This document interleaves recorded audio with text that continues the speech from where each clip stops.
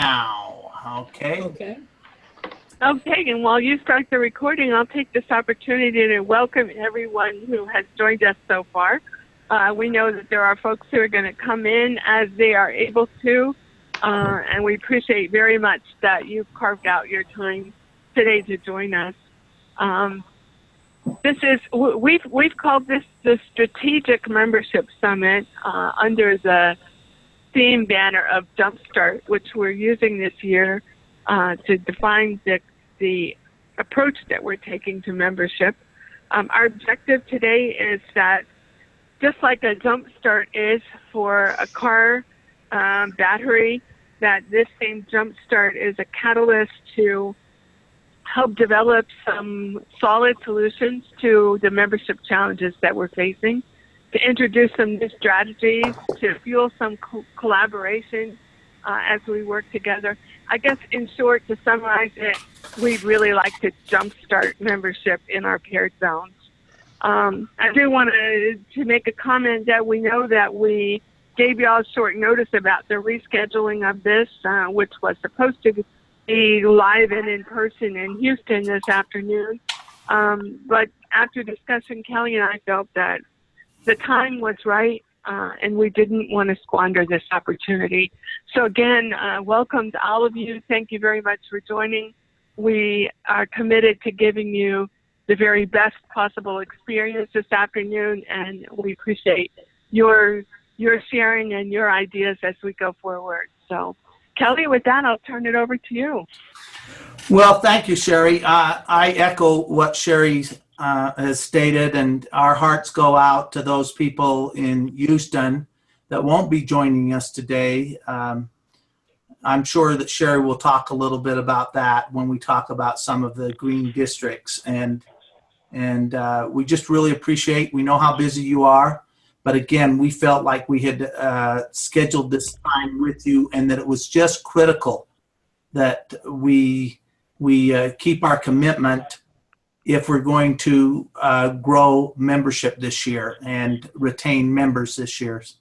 With that, I'm just going to introduce the ARCs, the Assistant Rotary Coordinators that are on the line with us. I know that Dick Jones is planning on joining a little bit later, but we have with us Diane Edwards. She's the Assistant Rotary Coordinator of 5610, 5670, and 5690, and 5720. Then we have Bob Delavan with us. Bob is the Assistant Rotary Coordinator of 5440, 5450, 5520, 5630. And then Dick Jones will be handling 5390, 5400, and 5420. You should be familiar with these individuals. If you're not, just would you ship me off an email after this call? Only joking. All of these individuals I know have contacted you already, and at least your membership chairs, and are working with them to grow the district. And on the team in the 21B and part of 27 region, we have George Rachesky. George, I don't think is on the call yet, but he will be joining us shortly. And George is working with districts 5730 and 5790. We do have Bob Dill with us.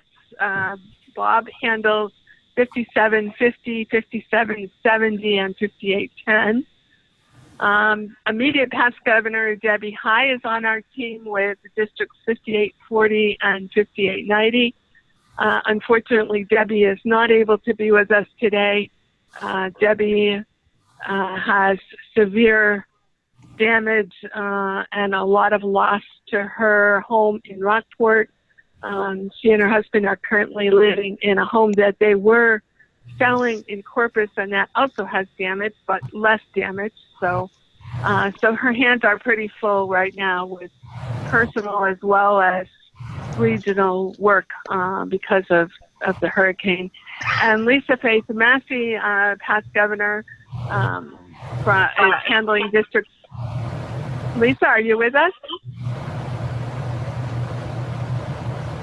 Lisa handles districts 5870, 5910, and 5930, and I don't believe that she is able to join us this afternoon either. But I just want to share a little bit about each of these four folks. Many of you know George. George has worked with Lone Star Pets for several years now, and I see George as a fuel in training our facilitators as well as in leading the Pet Strategic Planning Initiative. Bob Dill has a lot of experience in membership and has led his district in growth in a number of years. Debbie is one of only 3 district governors last year who led their district to membership growth, and we'll talk about that shortly. And Lisa Faith is self-described as her personal passion in Rotary being membership. So I think those of you who are working with this team, as well as the team that Kelly introduced a couple of moments ago, know that they're very dedicated and able and willing to help, and we are really proud to be working with these folks. So it's my great honor to introduce our Rotary Director-elect, Larry Dimmick, who's on the call with us. And I just want to give you a little background for you that might not be as familiar with Larry as we are. Larry has been a member of the Downtown Topeka Rotary Club since 1983. He was honored as the outstanding president in the district that year. He served as the Rotary governor during the year of 2006-2007. He has been on 4 missions to Panama and has prepared numerous international grant applications, including those for India, Bangladesh, and Pakistan. He and his wife Lois, who, if you haven't met Lois, she's just a wonderful person, have been Rotary International President Representatives on 2 different occasions. He is a Paul Harris Fellow, a benefactor, a member of the Bequest Society, a member of the Paul Harris Society, a major donor and active supporter of his own Topeka Rotary Foundation. He has been awarded the Rotary Foundation citation for meritorious service. He's a graduate of K-State University and Washburn Law School. So he is a retired attorney. He was the general counsel for AT&T, and that's a little corporation. So I'm sure you can see the kind of quality representation that he provides to be hired by one of the Fortune 500 companies to represent. Therefore, he has served as thereafter he served as an adjunct professor at Washburn Law School. Larry lives in Topeka with his wife, Lois. They have 2 grown children, Cindy and Michael. Larry's hobbies include collecting vintage musical instruments, which I learned that about you, Larry, in preparing to introduce you. I didn't know that. Playing the guitar and the banjo. I'm looking forward to hearing that. In fact, if I would have known that the other day when we were on the phone call with Vice President Pott, I would have suggested that you be the entertainment. He also enjoys genealogy research, which is a common interest that we have, and relaxing on their family property near Topeka. Larry, would you like to just say a few comments? Thank you, Kelly, and hello, everybody. It's such a pleasure to be here with you and to participate with you, with Kelly and Sherry, and the outstanding job that they are doing on membership. And I know membership is a great challenge for us all, but I know in your capable hands, we're going to move forward, and we're going to be successful as we try to meet that challenge. So I'm just going to sit back, and when Kelly calls on me, I'll make a few remarks. But again, it's a pleasure to be here and to see all of you, and to look forward to the afternoon's discussion. Thanks. We really appreciate you making the time. We know how busy you are, Larry. And so it's my pleasure to introduce to you Julie Aubrey. If you don't already know Julie, She's a regional membership officer at Rotary International. Julie serves not only our regions, 21B and 27, but very close by. She also covers zones 7B and 8. Geographically, I would say they're about as separated as two regions can be, because 7B and 8 encompass New Zealand, Australia, and lots of fun places like Fiji and Timor-Leste and the Cook Islands, etc. So, interesting about Julie, her degree is in fashion design. And before going to work for Rotary International, she worked as a full-time freelance fashion and costume designer. And I knew that about Julie already, but in preparing to introduce her today, I discovered that she has found a perfect marriage between her work with Rotary International and her background in fashion design. And she has begun to design and create her own products under the name Soul Fiber Studio. And when I say that it's a perfect marriage, Julie said that she adores her job with Rotary, but she still has the desire to create. And although she feels closer to being fulfilled through her work with Rotary, she still felt that something was missing. So she began to create her own line, and she donates 10% of the proceeds. And I went on her little shop and saw one of her items and realized that her 10% donation for a charitable cause is actually going to the Rotary Foundation. So I think she's a pretty creative, caring, loving person. And if you don't know Julie already, please reach out to her and get to know her. She's an awesome member of this team. And Julie, we thank you so much for joining us today. Thanks for having me. Man, you did some research.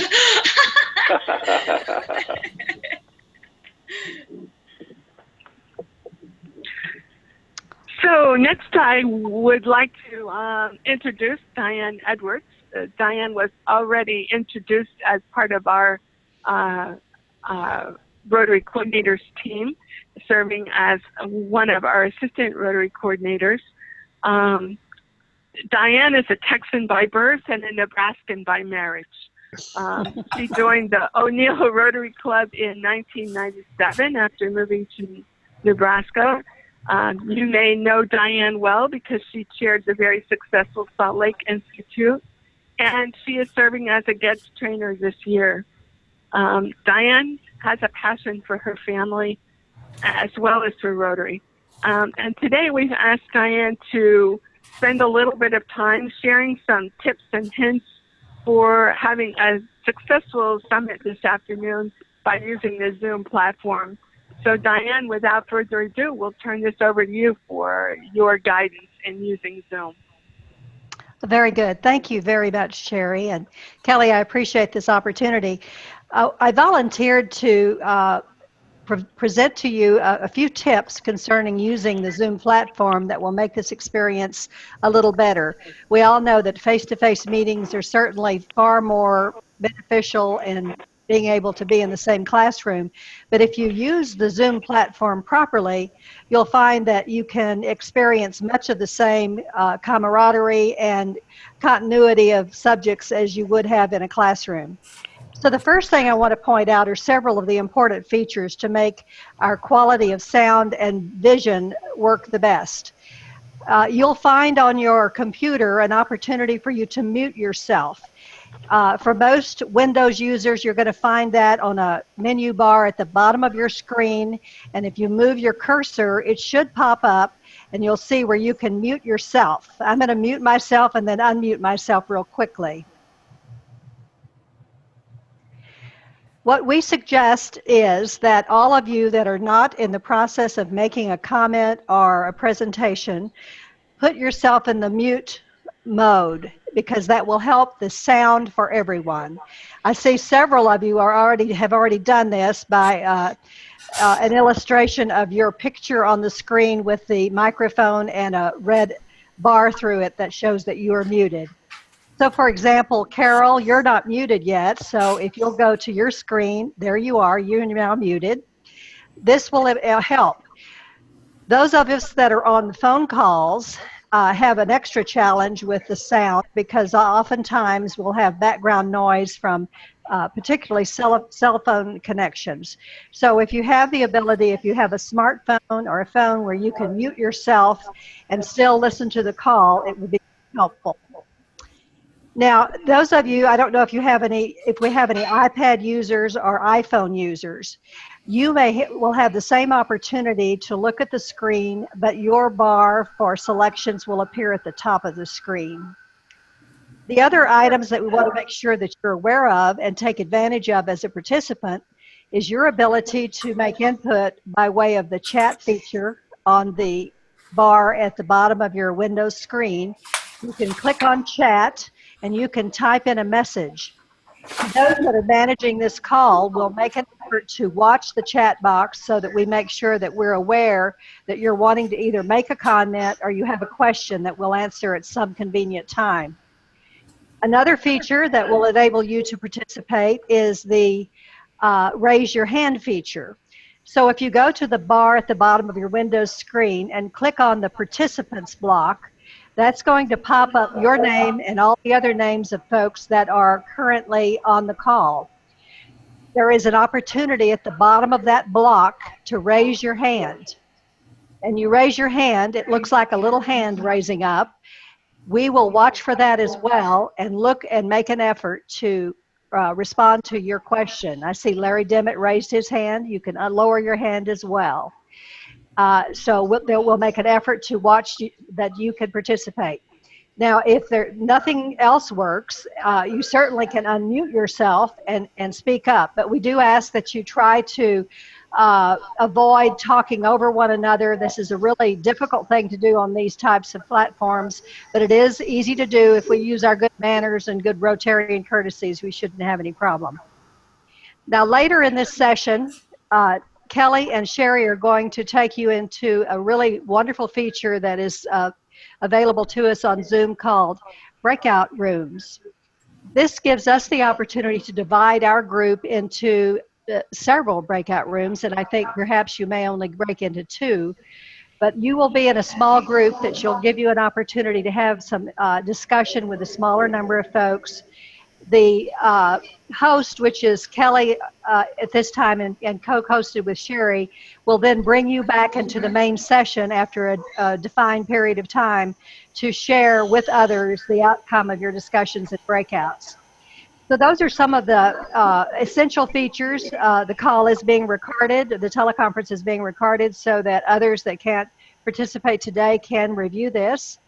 And we are very, very pleased with this protocol because the Zoom has some features that some of the others have not had in the past. They're good too, but we really think that the Zoom teleconferencing is an opportunity for us to use this type of communication in our districts, that particularly those that are so geographically large and difficult to reach out to. Any questions that I can help with, or Kelly or Sherry, any additions you'd like to make? I think you've done a good job in describing it. Really appreciate it, Diane. Any questions that we have from the group? I don't see a chat and I don't see a hand raised, so we must be good. Super. So let's talk about why the need for a strategic summit. When we made our phone calls to you and asked you to join us today in Houston before Harvey wreaked its havoc, the one thing that we recognized early on was that we had some major challenges, again, with membership. One of the things that I knew, because I'm very familiar with this class, is that if there's any group of people that can turn around the challenges that we have in membership, it's this group of talented governors that have the charge of leading Rotary in 21B and 27 this year. I'm so high on this group of gifted, talented, skilled individuals. So one of the things that Sherry and I, along with the ARCs, discussed was the need to engage you early on and get feedback on what we were doing.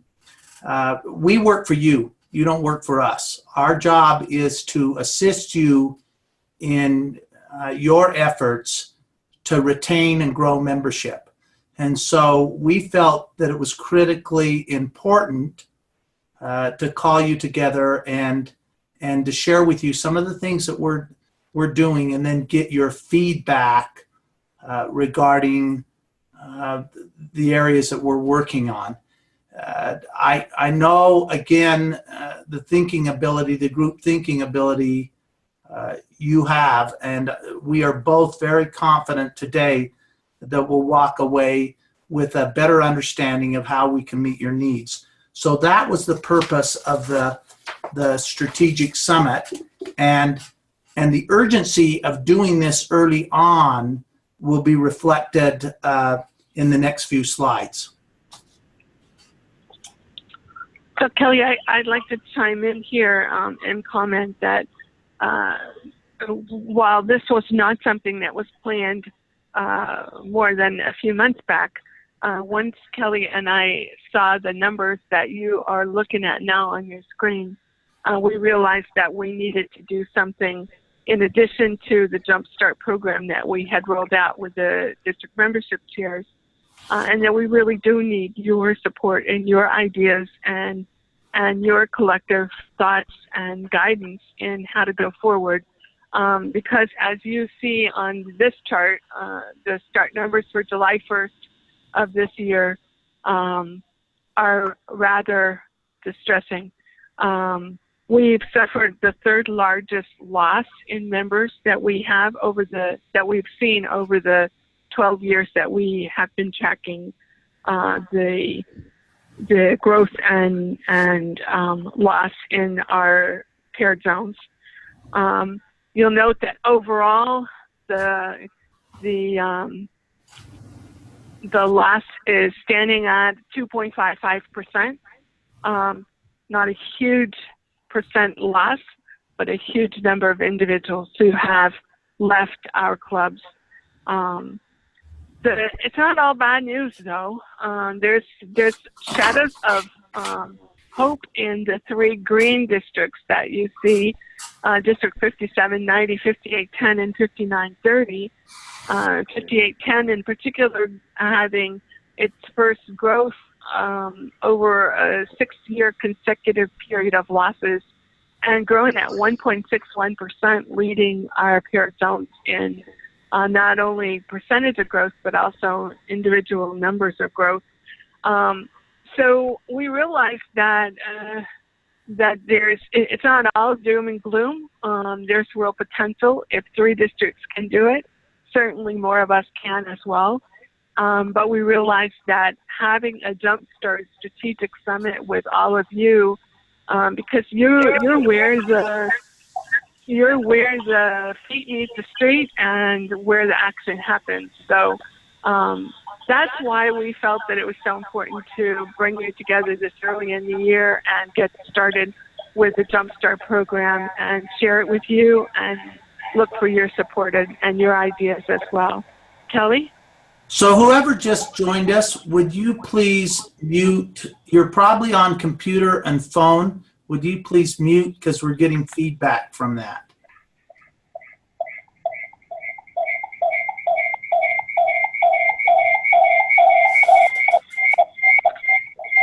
So I don't know if you got that message. If you just joined us, I need you to mute us. I'm going to mute everybody right now, and then we'll come back.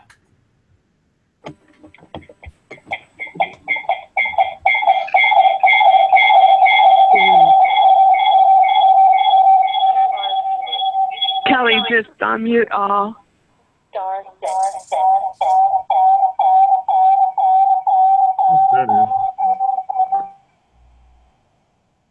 Okay, that seems to, can you hear me?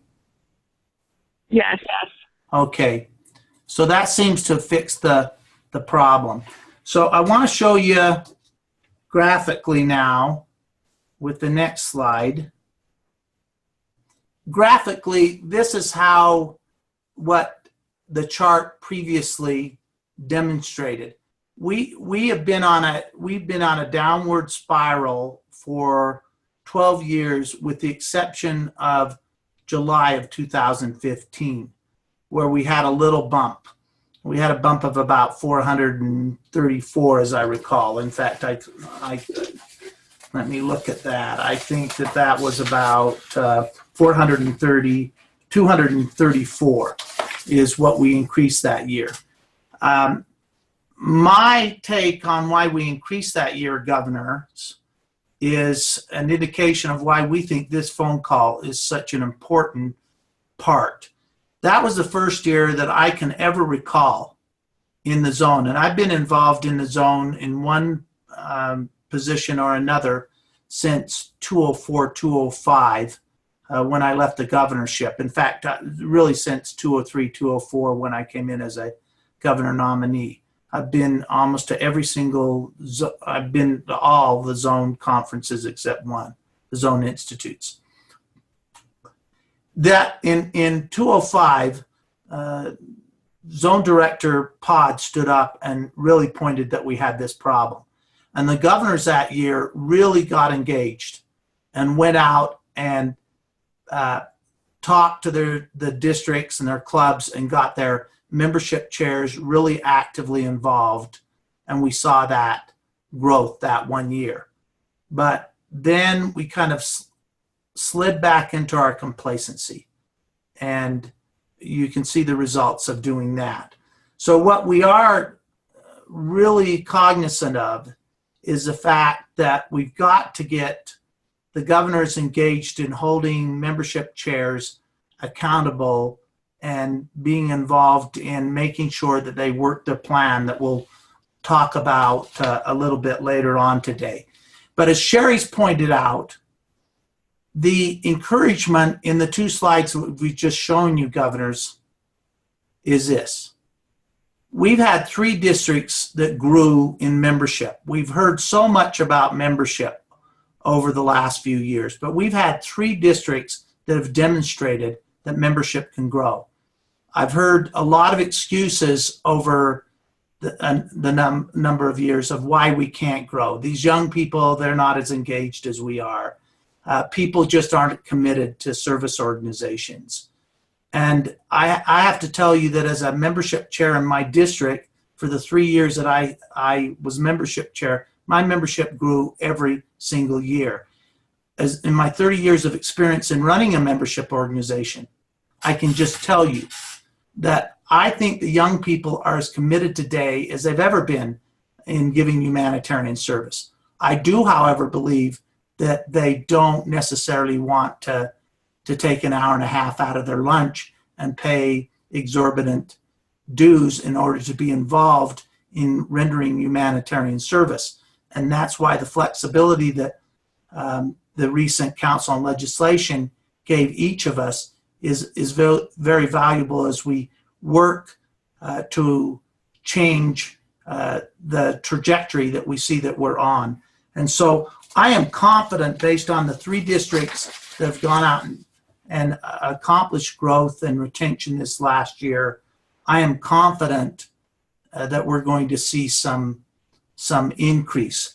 So just before we open it up for some discussion on this in Q&A, I want Sherry to talk about those 3 districts, because we see commonality in those 3 districts that can be replicated in each of our districts as we seek to change this trajectory.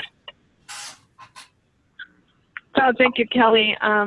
Sadly, because had we been on site in Houston, the 3 governors who worked with the districts that grew last year would have been with us and would have shared their own story. And I think that would have been really valuable. But I have talked with all 3 of them, and I will try to share with you the highlights of what they would have spoken to you about. But before I talk about that, I want to backtrack for a moment to the jump start that Lee and I and Julie held in Dallas, Fort Worth at the airport in June, where we did have the 3 district membership chairs from those 3 districts speaking to, 2 of the 3 speaking to the group of membership chairs who were there. And going in, Kelly and I both had expectation that these 2 district membership chairs would share something very similar to one another with the group. And we really expected to hear something that you could kind of chart and say, check off that they both did and that those were keys to their success. But the truth is the very opposite was true. They had very different plans. They approached the rollout of their plans very differently, and they approached the fulfillment of their plans very differently. So we heard some very different perspectives and very different ways of moving forward. But we did hear some common thread as we expected. The common thread included they all had goals. They both had a plan and they both worked their plan. They both had committees. They weren't one man or one woman bands. And they both had the firm support of their district governor. So I'll jump now to sharing the story succinctly from the 3 governors that we worked with who had led green districts last year. First one, District 5810, Governor Bill Dendy. That district described itself all of last year as a district on fire. And it really was. It was on fire about membership, it was on fire about service, and it was on fire about public image. Governor Bill, if you know him, is a kind of energetic guy, and that energy came through in just about everything that happened in the district. One of the things that he commented on is that he had worked hard to create some fun and some rewards around membership. For example, they had a contest for the top growing clubs in the district, top number of new members who joined the club for a certain period of time, and the winning club got tickets to their district conference, which just happened to be held on a cruise ship. So that was a big incentive and a big opportunity for the clubs, and certainly held that reward out in front of them and allowed a lot of fun to go on in the process. In addition, they also chartered one new club, but their growth far exceeded the number of charter members in that new club, and they really had a large percentage of their clubs green and yellow, meaning growing or retaining their membership. So I think if I were to sum up what I learned from Governor Bill, that on fire fun and rewards was very much the theme of what he did as governor. He also had a strong membership chair with a good team of individuals who worked with him, and they worked closely together, as I've heard from both the membership chair and the governor, to achieve that kind of success. 5930, which is South Central Texas, had adopted the Ignite membership program. Some of you may recall that was rolled out to as an opportunity or one kind of membership plan that clubs could use about 5 years ago. 5930 embraced that program and has followed it consistently. And immediate past Governor Debbie High felt that success of rolling that program out, of supporting it, of talking about it, and sharing the successes that some clubs were having with it, and following it through. So consistency and continuity, and it resulted in some strong growth last year. that district uses their district membership chair as a lieutenant governor of membership. And she also felt strongly that that role, that giving that responsibility and that level of authority to the district membership chair had a huge impact as well. 5930 also utilized the cadre of membership specialists to the maximum. We'll talk about that later, but she did attribute the strength of the membership growth in part to those opportunities that were given to club members. And 5930 did not have in their plan to charter any new clubs, so their growth came completely out of existing clubs. So 5790, which is the Fort Worth side of Dallas and surrounding area. Interestingly, immediate past Governor Marianne McDuff shared with me that at the midpoint of the year in December, their numbers were red. Their district was losing membership. And she felt that part of the strength that they had in the last half of the year is that they had a team meeting in December, and they made some tweaks and adjustments to the plan that they were working in order to move it in the direction that they wanted to see it go.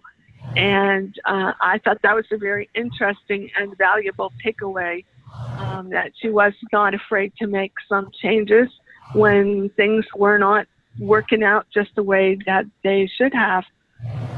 They had two huge membership-focused events. I attended one, Kelly attended the other, and they certainly built a fire about membership and enthusiasm about membership through those events. And they did also charter a new club. Kelly, before I turn it back to you, I'd just like to take a moment and share my own personal experience when I was governor, in kind of wrapping these three stories together.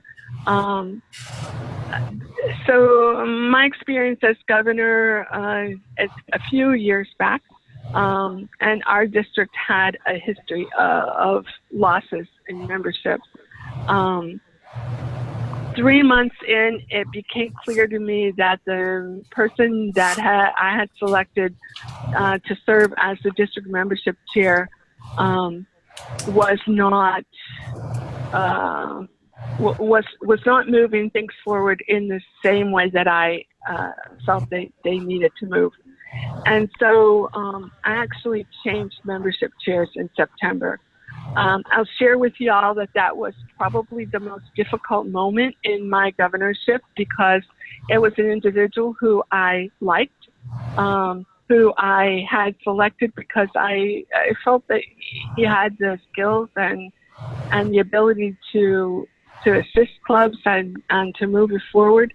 But I also felt strongly that we needed to have a team approach, and that I was expecting from the entire team, including the membership chair, good reports and good cooperation, so that we were all moving together in the same direction. It was both the most difficult decision I made, as well as the best decision I made.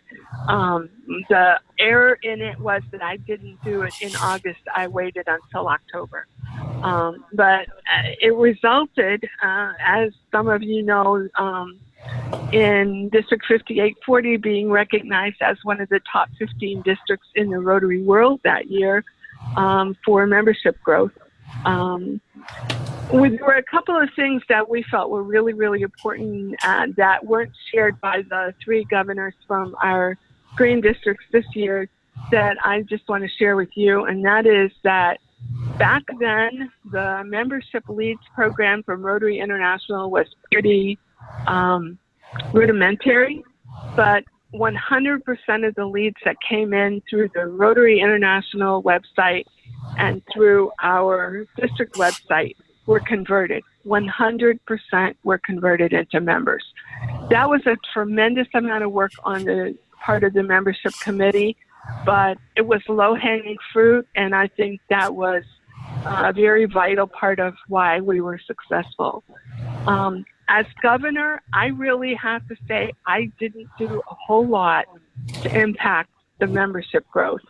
I was very busy that year, and I didn't even have the opportunity to ask a single person to join Rotary. But what I did do in every club visit was make membership a part of my presentation, and not by talking about membership, but by demonstrating something. And that was that I always asked in some form or another, I always asked those Rotarians who were attending that club meeting to stand and be recognized if they ever had asked someone to join Rotary and successfully had that someone join. So in other words, if they had ever sponsored a new member. And I did that for two reasons. One, I really believe that those people gave the best gift you can give in the world, and that's the opportunity to join Rotary. And I wanted to personally thank them. But more importantly, I wanted the people in the room who didn't stand up to say, I could have been one. That guy who stood up there is shyer than I am, or knows fewer people than I do, or whatever. I wanted them to stop and think about why they were not also recognized that day. And I think, and I shared this with Kelly a few weeks ago, I think that's the only thing I did as governor to help impact membership. But I do think that it kept membership in front of the club, at least during that moment that those individuals who had given the gift of Rotary were acknowledged. So with that, I will turn it back over to you, Kelly, and I think we're about to move into some question and answers. We are, and I just want to echo what Sherry said as far as we know these districts, although they've achieved success, they're no different than our districts for the most part. They're just emphasizing membership in the way that Sherry's talked about, and that's really the purpose of the call. We wanted to give you an overview at the first of the call of where we are. We're also using the model that I call the adult learning model, which is about 20 minutes of information that we can share with you, and then an opportunity of having you participate and comment. So what we're going to do shortly after the Q&A is move into what we've shared with the membership chairs in both Denver and Austin. But for right now, we want to pause and give you an opportunity to ask any questions regarding where we are right now and some of the observations that you've made as you've been out on your visits with your clubs. So if you want to, if you can unmute yourself, and if you want to raise your hand, as Diane's indicated, raise your hand and Sherry will call up on you. Sherry? Okay, so it's your turn.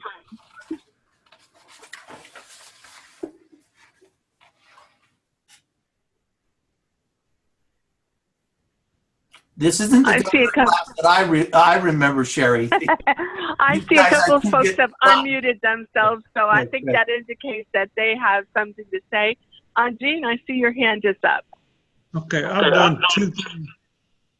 done two things this year. I don't know how they're going to work, but we're going to try them.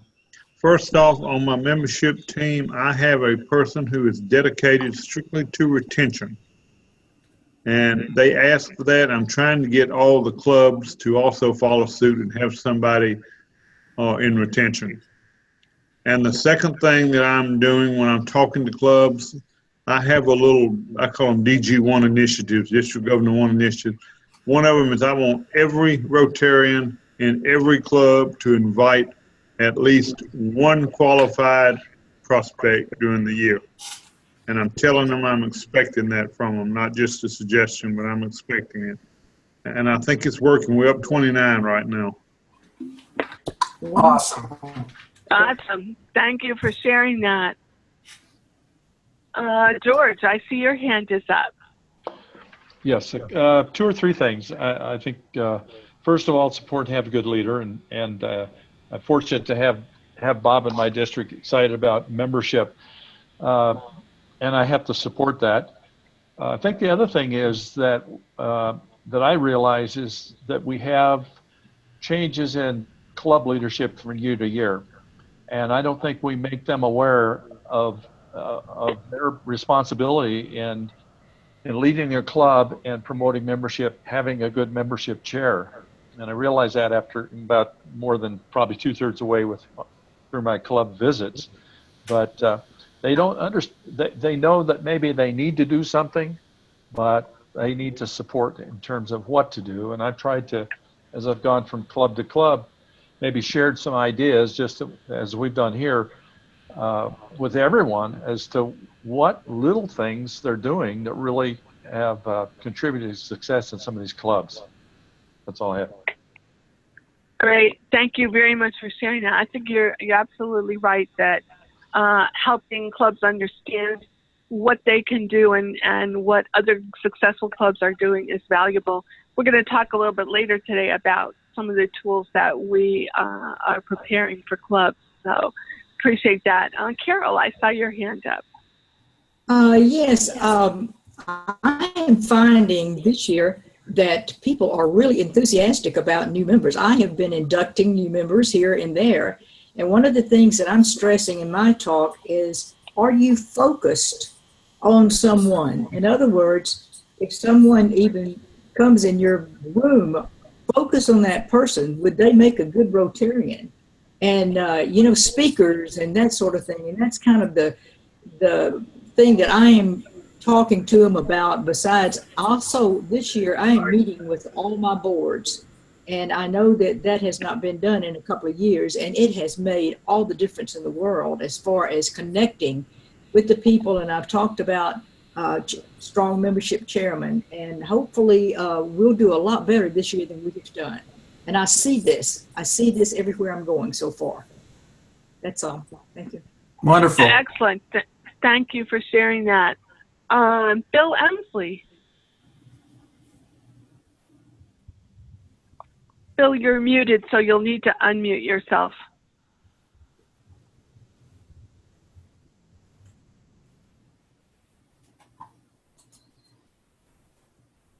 Kelly, can you unmute Bill? Okay. How's that sound now? There you go. Perfect. Okay.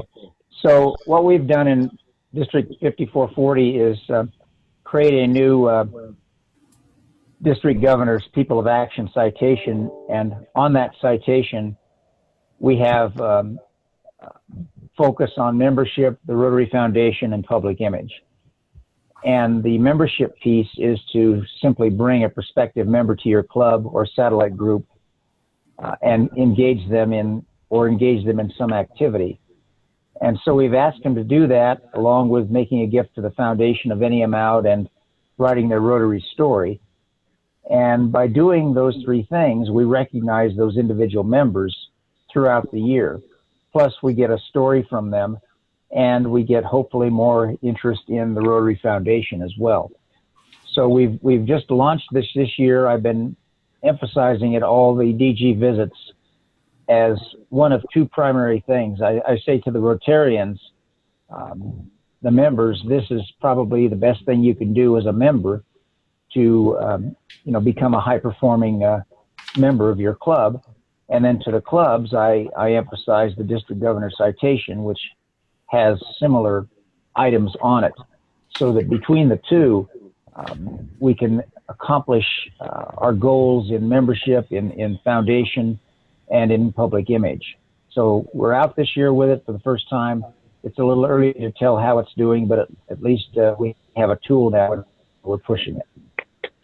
Awesome. And you have a plan and you're working your plan. So, it just came to my mind while you were speaking that a Rotary story is such a powerful tool.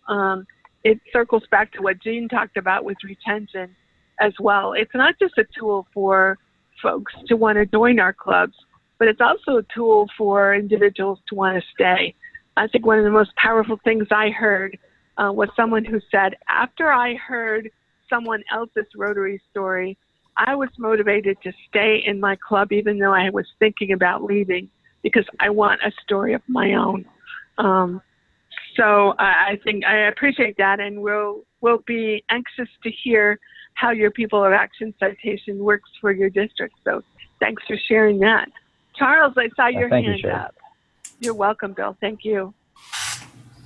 You bet, Sherry. Thank you. I'll just encourage everybody to remute after they've done talking, because otherwise. Okay. That includes Kelly and Bill. Hey, all righty. I just realized something today at one of the club visits I just finished. I visited one of the oldest clubs in our district, and they had last year they had one of the oldest members in the free world, a guy that had been the governor twice, and literally ran the club for probably 50 years, and he died. And now the club is trying to recreate themselves. So my point is, as you visit with a club, there's no pat answer to all clubs. You really sort of have to understand their culture.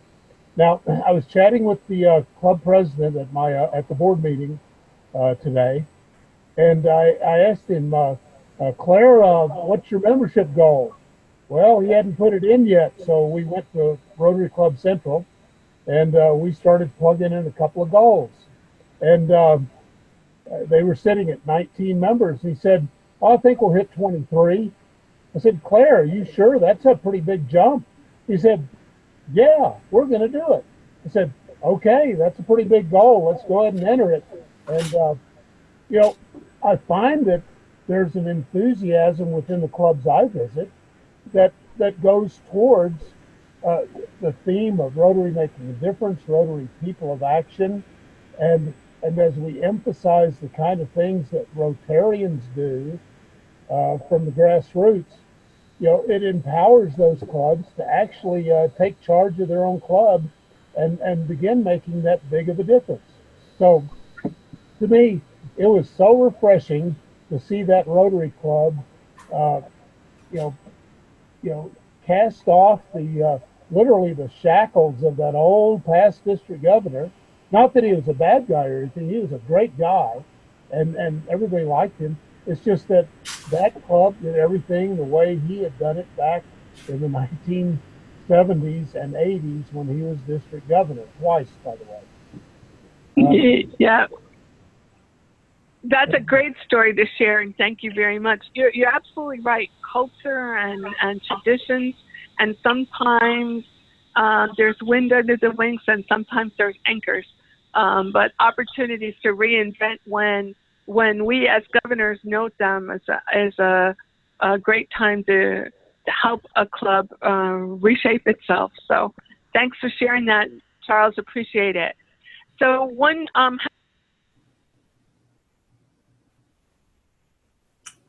we just lost Sherry for a moment. Sorry about that. Now we got you back.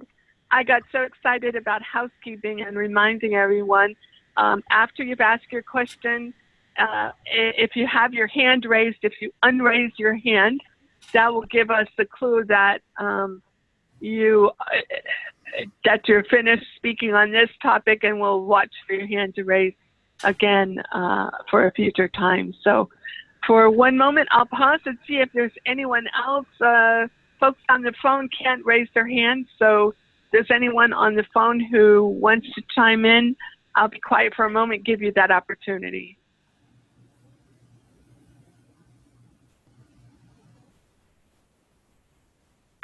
So Kelly, I don't see any more hands nor hear anyone else, so I'm turning it over to you. Great. We really appreciate your input. Now we're going to go into our presentation talking a little bit about what we've done this year as far as sharing with the membership chairs a tool that we think will assist them in retention and membership. But before we do that, this class is really familiar with my love of emphasizing the points that we're making through short little video clips. And we've specifically selected these video clips so that they can be heard on the telephone and understood also. One of the fantastic stories in Olympic history is the story of Silken Lahmann. She was a Canadian scholar and an Olympian, and just an exceptional young lady.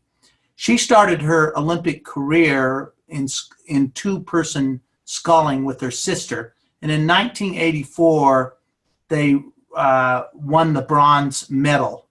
4 years earlier, in the 1980 Olympics, they'd come in fourth, and she described as coming in fourth is the worst possible experience. In fact, when I heard her describe it, she says it just sucks, because you have to think about, if I just would have done this, where would I be? Then in 1987, in the Pan American Games, when her sister decided that she would not scull, she had worked really hard in the single sculls, a totally different set of skills needed in order to make the transition between two-person sculling to one-person sculling. But she won the single sculls that year and won the gold medal in the Pan American Games. Then in 1991, because she had set a goal that she would not leave her Olympic experience, the goal that she set was, I will not leave the Olympic experience until I've won a gold medal. And in 1991, preparatory towards the Olympic Games, in the World Championship of Sculling, she won it. And so she was poised to realize her dreams in the Barcelona Olympic Games. And 78 days before the Barcelona Olympic Games, she was in a warm-up event preparatory to the Olympic event. And a four-man sculling team came across her boat and severed all the tendons in her ankle. Now, anyone that knows anything about sculling, you can see from the picture, the ankle is the most important part of the body as far as being able to generate the speed. And this little clip that you're about to see will talk a little bit about the determination of this young woman, and then I'll just make a few comments after.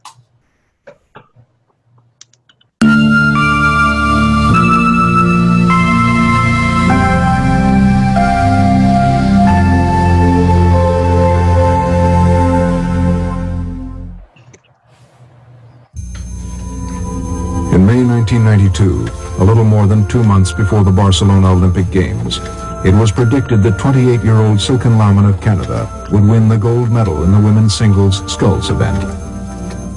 The previous year, she won both the World Cup Series and the World Championship. Honor after honor was bestowed upon her, including being named Canadian Athlete of the Year. But then tragedy struck while warming up in a pre-Olympic race in Essen, Germany.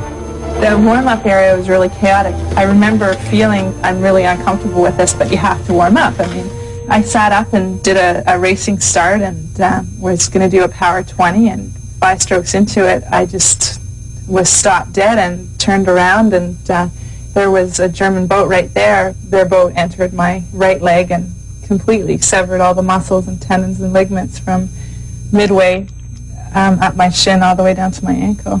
Rehabilitation and training were both frustrating and painful. But 5 weeks after the accident and just 1 month before the start of the Olympics, Silken Lahmann made a dramatic announcement. She will go to the Barcelona Olympics and compete in the single sculls. But her priorities had changed. Originally, her goal was just to compete. Now she was ready to challenge for one of the medals. Ready, go! August 2nd, 1992, 6 women begin the final of the 2,000-meter single sculls. One of the competitors, Silken Lahmann of Canada. With a few hundred meters left, Elisabetta Lipa of Romania leads, followed by Annelies Bredal of Belgium. Silken Lahmann in the red boat is battling it out with Ann Martin of the United States for the bronze medal. She pulled out, and I think at that point I thought maybe that I'd lost contact with her, and then I looked and I realized that we were still very close, and I just suddenly thought, I'm not coming in fourth. Fourth is the worst position, to just miss a medal. Now the drive for the finish. Elisabetta Lipa first, Annelies Bredal second, Silken Laumann third, Anne Martin fourth.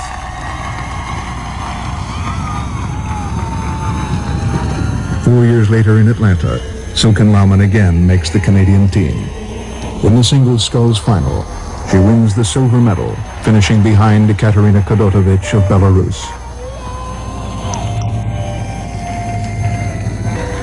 Perhaps the courage of Silken Laumann can best be realized in the words of one columnist. There have been many great victories in rowing at the last two Olympics in Barcelona and Atlanta. Let the word go out this day that on these two occasions, the bronze and silver won by Silken Laumann shine as brightly in the midday sun as any of the gold.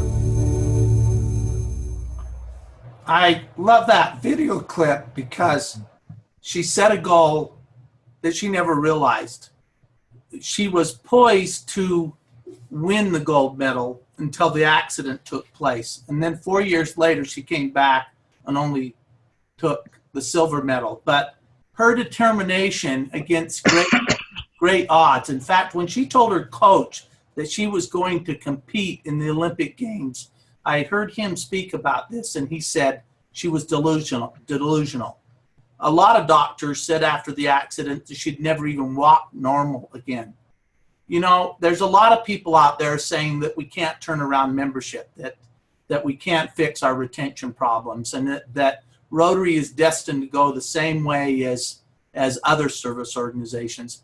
I don't accept that, and I don't believe that for a minute. And having been with this class, this group of governors, I know that you don't accept it either. I've never been so totally convinced that if anyone can make a change in the trajectory, that this group of men and women can. You're just such a gifted group of individuals. And you know that I told you that after I've trained a lot of classes of governors over the years, but I just have to tell you, there's something really special about your class that I think can make a big difference in the Rotary that we love. And just like Silken Laumann, I think you're dedicated to doing that, and I'm confident that you will do it. And so I wanted to share that with you as we move on to the next topic that we want to talk about, and then get your input and your perspective on, and that's this subject matter. So, Kelly, I'd like to jump in here and make a comment. Kelly and I heard some folks make a statement that we don't have the secret sauce to change the trajectory of membership losses. My comment back, and Kelly shares this as well, is that the individuals who make that kind of a statement, we don't have the secret sauce, they're the ones who are delusional. The truth is, we believe we do have the secret sauce, and we have gone about trying now to share that with your district membership chairs, and we want to share with you today some of the tools that we have developed and that we're using, not just that we have developed, others have developed as well, that we're using in order to roll out the Jumpstart secret sauce. So I'll turn it back to you to share one of the first tools that we have to share with this group of governors. Thank you. So you can see that we prepared, with the help of a lot of different people, we prepared what we call a SAM and a membership plan development guide in growing and retaining Rotary members. And this is a 59-page guide that each of your membership chairs, we presented this to them at either Denver or in Austin. And we know, based on the evaluations, it's been extremely well received. Now, this is not a top-down guide. What we learned from our first-year experience in dealing with district membership chairs was a lot of our district membership chairs didn't have a clue about how to go, how to develop a district-specific membership plan and or a club plan. And so based on our first year experience, we developed this guide. To illustrate this is not a top-down suggestion. What I do is I call the person that's the smallest person in the room and ask him to put on my fat boy jacket, of which it doesn't fit. We know in membership that one plan doesn't fit every size of district.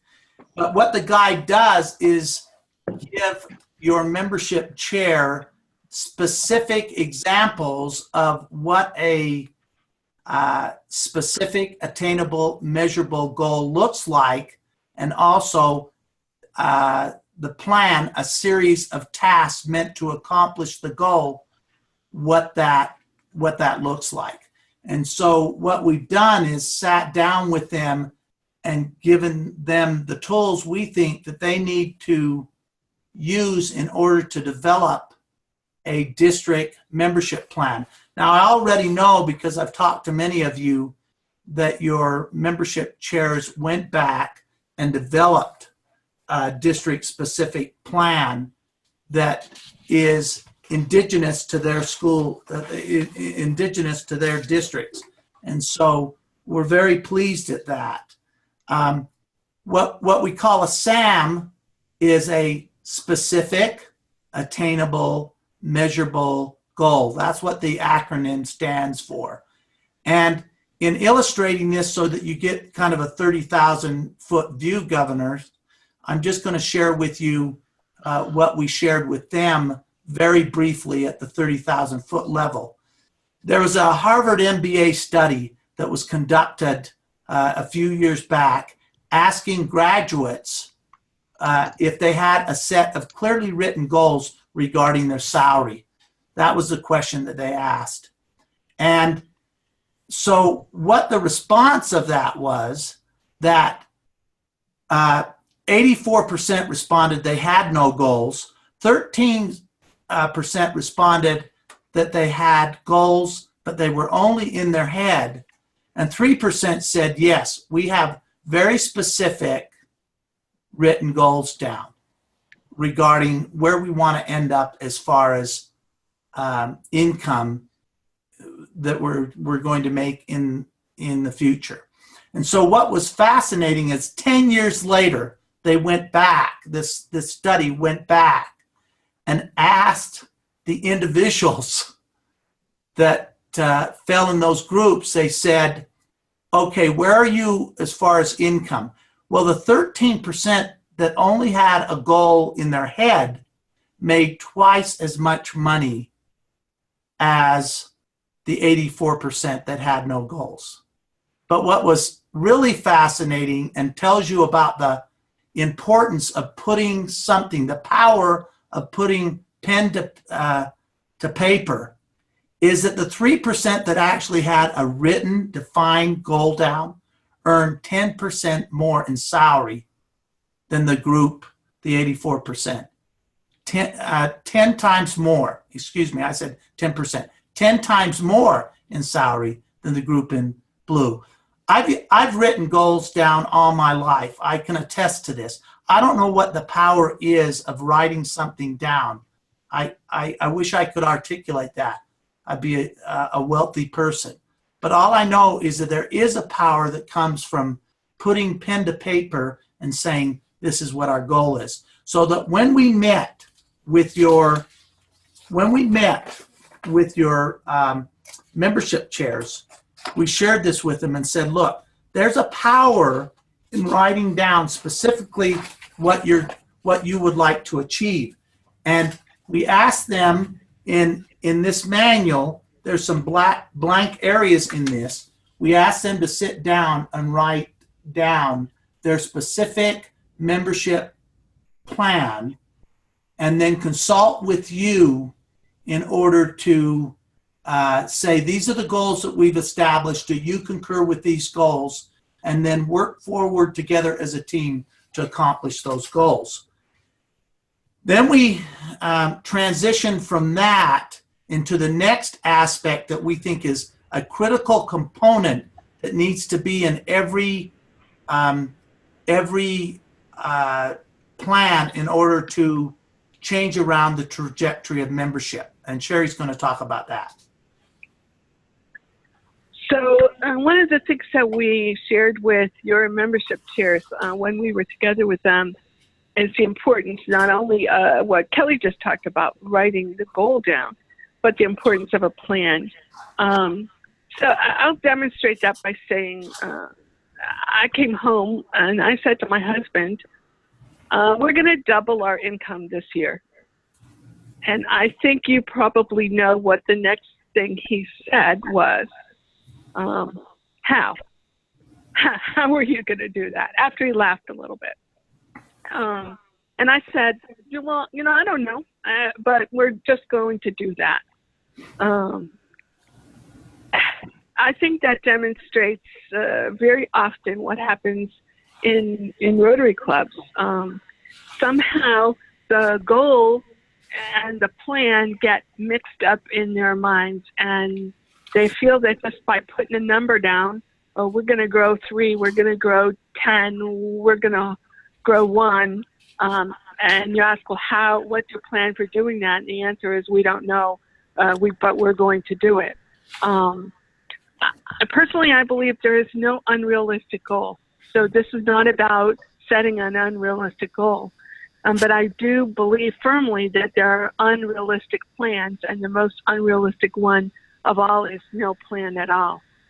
So this guidebook that we've put together gives the district membership chair some sample goals, which they may or may not select, but gives them some real guidance in how to write their own goals should they not want to pick, for whatever reason it doesn't fit your district or it doesn't fit the needs of the clubs that they're serving. Some real guidance in writing a very specific, attainable, measurable goal, but then moves them into the writing of the plan. So Kelly, if you'll advance the slide, I will share with you, again, as Kelly said very briefly on the 30,000 foot level, what is the importance of writing down specific plan steps action steps for accomplishing the goal. So this study was published in the British Journal of Health Psychology. The study was based with 248 people, and it was to study frequency of exercise over a 2-week period. So group 1 was the control group. They were asked to keep track of their exercise and were asked to read 3 paragraphs of a novel unrelated to exercise. Group 2 was a group that was asked to track their exercise for the 2 weeks, and they read a pamphlet on the benefits of exercise in reducing heart disease. So they were the group that was considered the motivation group. And group 3 was asked to keep track of their exercise, but they were asked to write down this sentence: during the next week, I will partake in at least 20 minutes of vigorous exercise on the day of the week, at the time of day, and in or at such and such a place. So they wrote down this very specific action plan, and here are the results. 38% of group 1, the control group, exercised over the 2-week period. The motivation group didn't fare as well, only 35%. But look at the category 3, which is the category of individuals who wrote down one sentence. 91% of them achieved the goal. That very specific plan of action to achieve the goal was the important part of and made all the difference in their achieving the goal of exercise. So writing the plan has some effect on the actual accomplishment of the plan and the goal. And we shared this with your membership chairs, and we gave them in the manual some very specific examples of action steps, and we worked through a variety of exercises that helped them identify were they writing specific actionable tasks that would lead them in the accomplishment of their goal. And it was very, very well received. The evaluations were high, and we've seen some great action plans that have come out of this in supporting the goals. So, Kelly, I'm going to turn it back to you. So we share that with you because before we open it up for comment and discussion and for your take, governors, of whether or not we're on the right track, because again, you're our customer and you're who we're trying to serve. What's your role in this whole thing? Well, as Sherry's pointed out early on in the 3 districts that have grown, their governors have been really engaged in accountability. So what we would ask from you, if you think we're on the right track, and you make that determination, we don't. Whatever plan that they developed, whatever goals that they've set, whatever plan that they've developed, which is a series of tasks in order to accomplish the goal. That's the definition of a plan. Whatever they've done, that you monitor that on a frequent basis. We would say at least monthly, meet with your membership chair and sit down and walk through the steps of the plan and the goals that they have set and should have consulted with you with, and make sure that you're adjusting the plan or monitoring the plan as it needs to be monitored. So in order to drive this point home, I just want to share with you what I did. When Sherry and we were talking about where we think the missing link was the first year, we thought we didn't give them a tool. We really didn't have a tool to assist them. And we were under the assumption that everybody knew how to set a goal and everybody knew how to develop a series of tasks in order to develop a plan. And what we discovered is not so much. So this was our attempt to provide a valuable tool in order to give them illustrations of how to go about tackling the retention challenge and the membership challenge. And in the guide, there's both.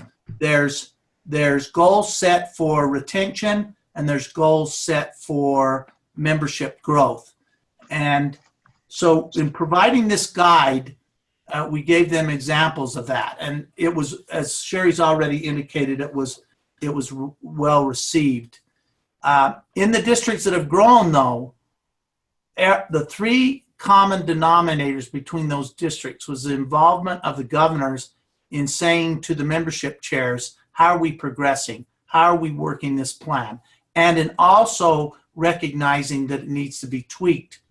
So when we were doing this, one of the things, being a fat boy, as all of you know, at the time this started was, I weighed 265 pounds, which was the highest. That was on April 1st. And so I decided to put in this plan, to put in this book, a goal. And that goal was to lose weight. And I put together a specific task, a specific series of tasks that could help me accomplish that. And one of them is that I would eat 1,800 calories a day, 300 calories 6 times a day to equal 1,800. And that would help me achieve the goal of weighing 246 pounds by the time Denver rolled around. I brought a scale, and Sherry said, Kelly, do you really want to do that? And I said, I do. I want some accountability. and he nearly stripped in order to get rid of all the extra weight of clothing, etc. And I stepped on the scale. I stepped on the scale, and I weighed not 246. I weighed 249. So I had failed in my goal to do that. But then I said, in Austin, I'm going to lose 6 pounds more plus.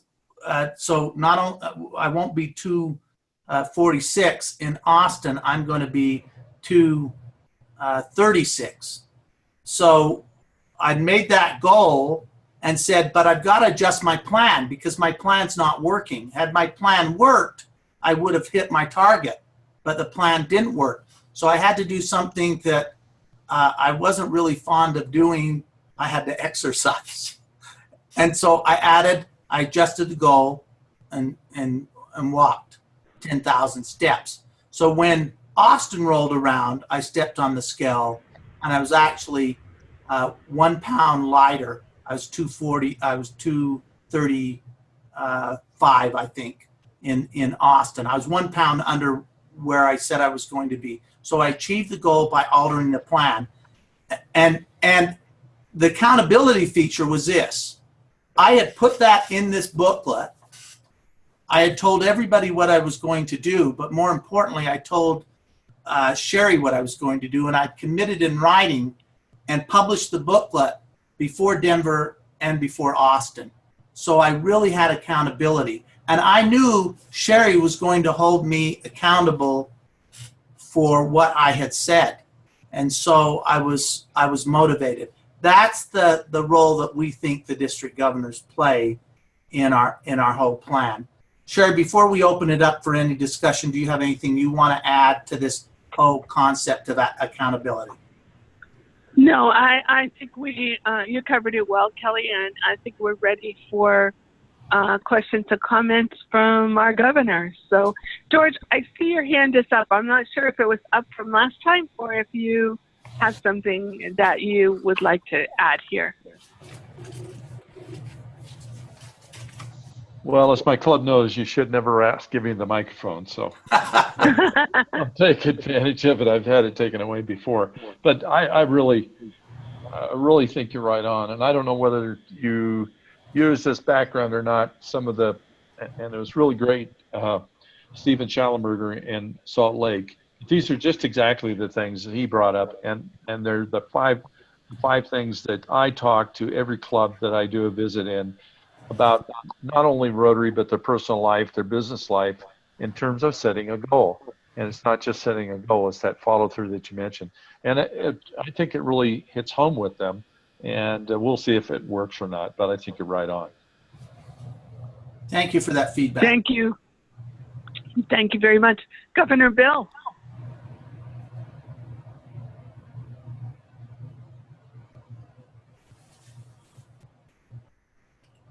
Governor, you've got to unmute yourself. There we are. There you go. So we created a district membership plan, and we used our membership chair, and then we used our district governor nominee and district governor elect. Because Bill, could you put your microphone just a little bit closer because we're not hearing you real well? Yeah. So we did a district membership plan, and we used a group, a committee, if you would, that consisted of our district membership chair, district governor nominee, and our district governor elect, as well as myself. The idea was that we would put a plan together that would have, at a minimum, 3-year continuity and buy-in from the very beginning. So we went through the 59-page book that Kelly had so kindly showed us, and it worked. We picked out the ones that were applicable to us, and then we took the ones that we liked but that were close and made some changes to them and tailored it to our district. So we now have a district membership plan. I guess in looking at reactions to that so far, number one, don't use all 21 goals that are in there because it'll be overwhelming. We picked about half that many. And then secondly, I think judicious use of deadlines with accountability is important. If the deadlines are too close or too many, it'll just be something that people will not be able to accomplish. So they have to be manageable and spread out far enough so that the plan can be implemented over a period of time that's reasonable for a typical membership chair and their committee. And I did like the idea finally of using the AGs as membership mentors to be on the committee in that capacity, because I think that's important since they are our first line of communications with the clubs in addition to the membership committee. That's all I had. Thank you. Great comments. Thank you so much for sharing that. I really like that idea of the planning in advance, a 3-year strategic plan for membership. Really will build continuity and I believe will bring you to success. So thank you for sharing that. Anyone else?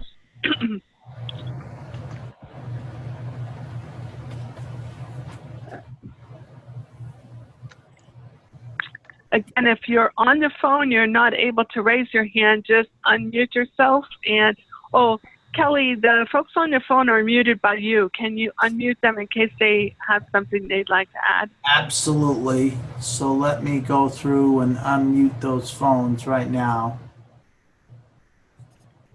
Apologize for that. We missed that earlier. So how about phone users? Anything that you'd like to share?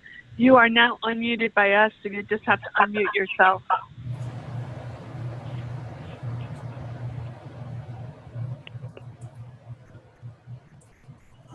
Okay, I think I've got all of them. Yes, you do. Thanks, Kelly. Great.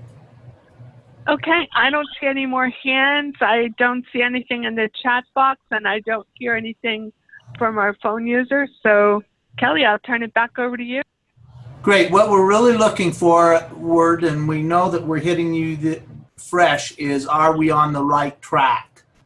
Is this an approach, a tool that can be used in order to assist you in your goals towards growing and retaining members? And so if you think about it, feel free to weigh in and give us some comments regarding whether or not we're on the right track.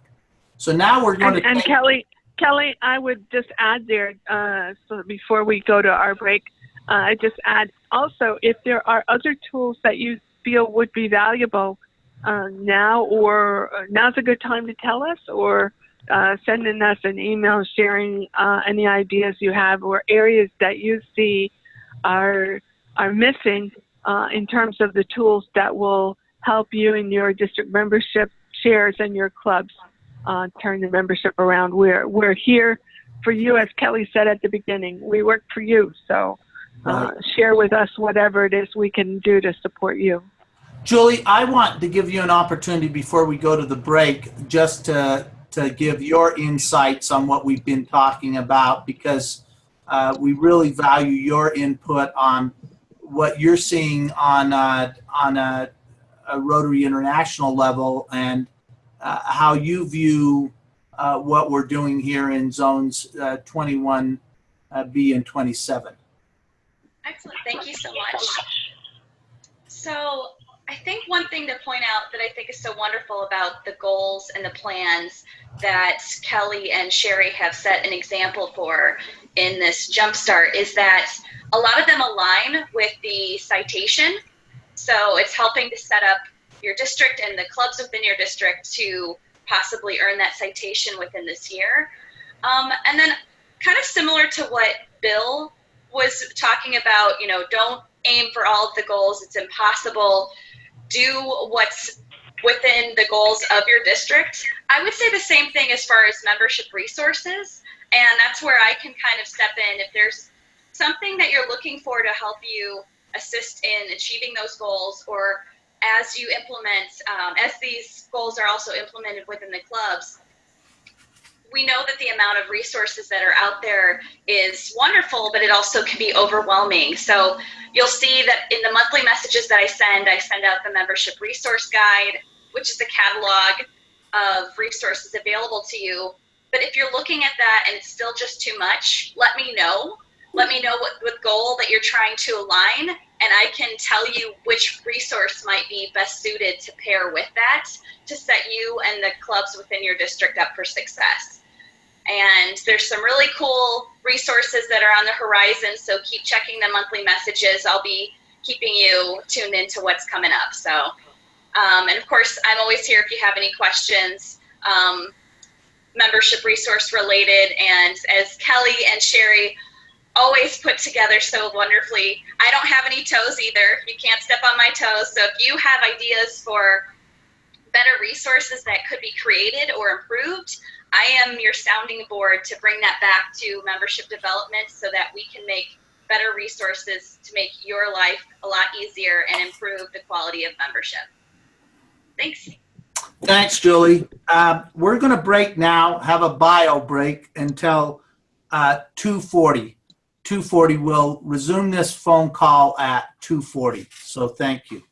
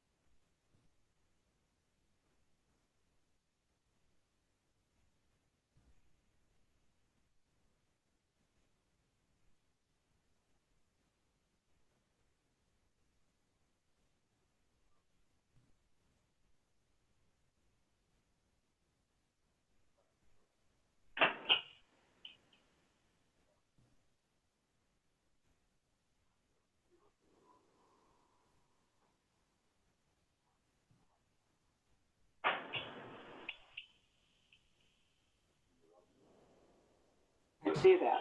I see that. And I was on here when I came in and got it. So let me see how I can get in here if I need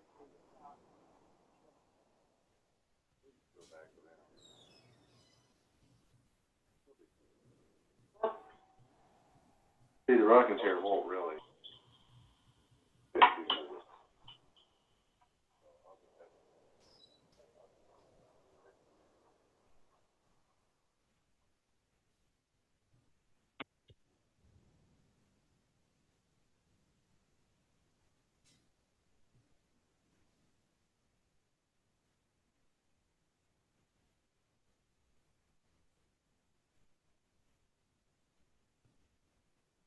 Wish I could sit on that.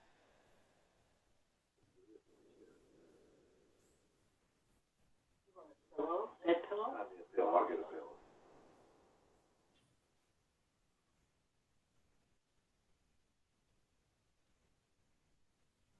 you on the screen? Right.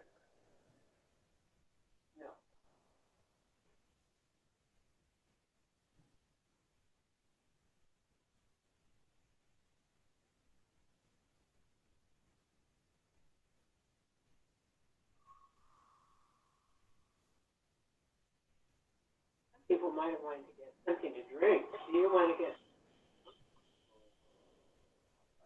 Well, I can get a bottle of pop.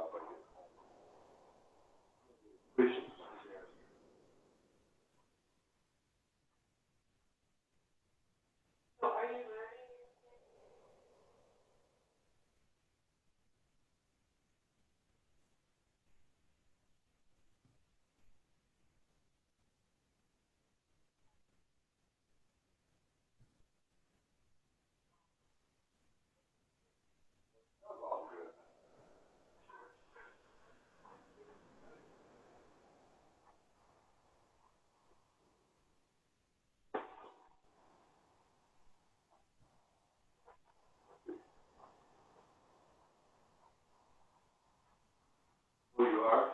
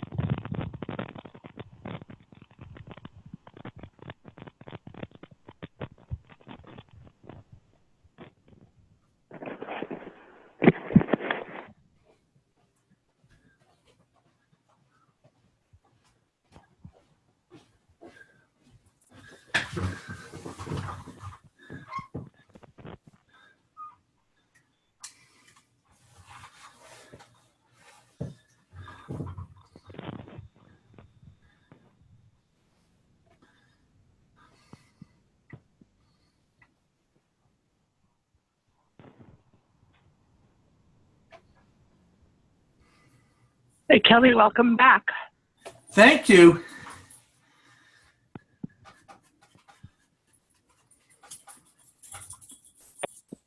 Just wanted you to know I was back.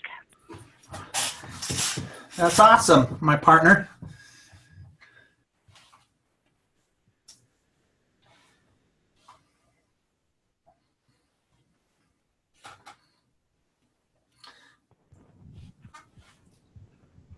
We've got just a few minutes before we get underway again, so we'll see how that's going.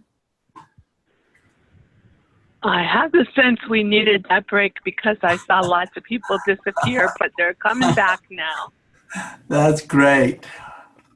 Kelly, you're so skinny. Kelly. On the screen, though. Hey, Gene, I just do want to apologize for not sending you to your house for this this call some refreshments. But Sherry and I did purchase some refreshments, and if we hold a makeup, we'll bring those with us. Of course, I've been leaving them out in my kitchen in the air, and they might hit when those donuts hit the ground. They might fracture, but I'll make sure that you get them. I've been waiting for the Domino's man to ring the doorbell.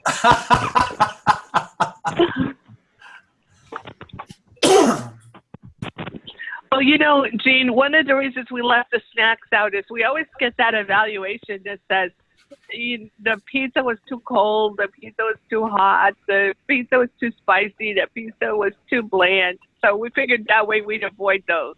Well, you're gonna get a bad evaluation because you don't have any food. Sure, I like coffee.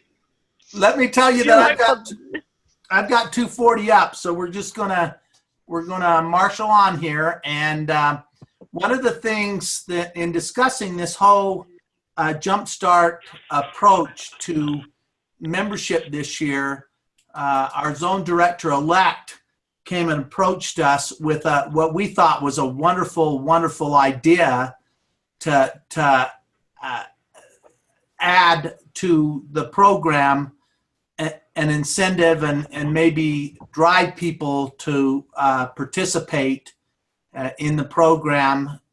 And we think it fits hand in glove with what we're attempting to do. So I'm going to let Zone Director-elect Larry Dimmick talk a little bit about his STAR program, which we were going to roll out in Austin to each of you, and we'd like to hear your input on it at the end of Larry's comments. So, Zone Director, time's yours.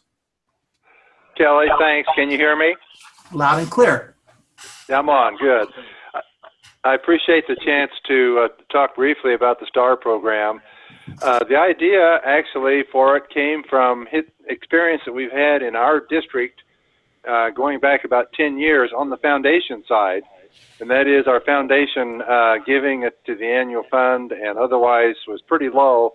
So we heard about a program at a zone institute where a PDG gave a presentation, and she had been a grade school teacher previously, in fact, a kindergarten teacher, and what she had developed is a STAR program in her district, and the concept was when you want to reward a young child or a person in general, one way you do that is to give them a star, a sticker, if you will.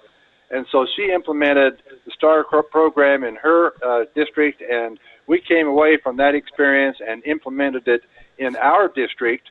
And the essence of the program was that every club in the district, we had 48 clubs at the time, every club who achieved a per capita giving to the annual fund of at least $100 would earn a star that is approximately 5 feet in, 5 inches in diameter, which they could fasten to their club banner, and it would be a gold star. They'd get a star every year that they achieved at least $100 per capita, and they could attach that to their banner each year. Well, what developed was intense competition between our clubs, not only to reach the $100 level, which for us was a pretty high level at the time as a district, but also to be the club in the district that had the highest per capita giving in the district.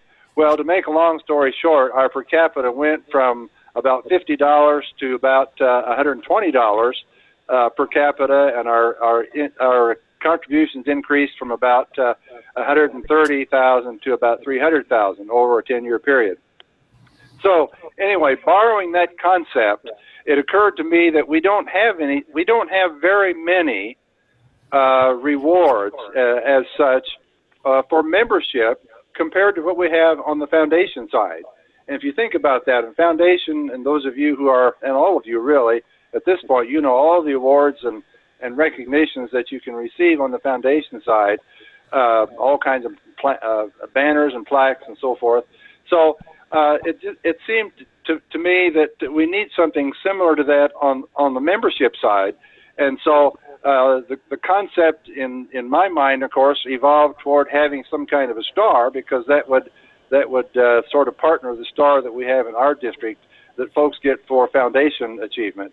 And so I went to Sherry and Kelly, and we talked about it actually in Denver, and talked about the concept of having a star that is roughly in the dimensions of 5 or 6 inches across, or a little bit larger, and you see a representation on your screen of one of the designs that we came up with.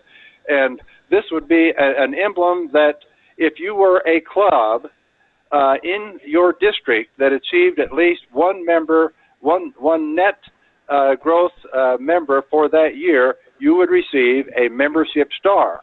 Now, you might say, well, what's so extraordinary about this? Well, what I think is extraordinary is, as Kelly and Sherry talked about at the top of the hour, basically last year we had 3 districts who were able to achieve a net increase in membership out of our 22 districts.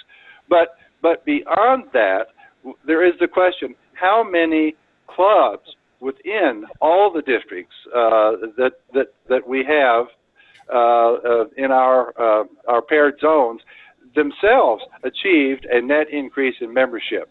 So the purpose of this award is to recognize, not only by implication recognize the districts that do well, but also to recognize the specific clubs that have achieved a net increase of at least one member in the year 2017 and 18.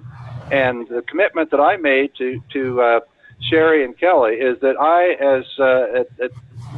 after July 1, I'll be your director at that point, and you'll be my you'll be PDG's at that point. But that'll be my year as starting as director, and I would make a commitment to go out to every district and personally present to the clubs at a district event that achieved a net increase of at least one member per capita in the year 2017 and 18.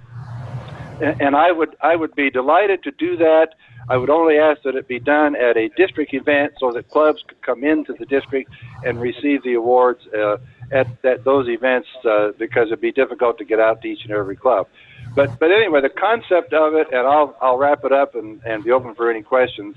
The concept is, let's get the recognition for outstanding membership achievement to the club level, and not just look at it at a district level. So anyway, that's the concept, and I thank Sherry and Kelly for being receptive to the idea, and I'd be glad to entertain any questions that you might have.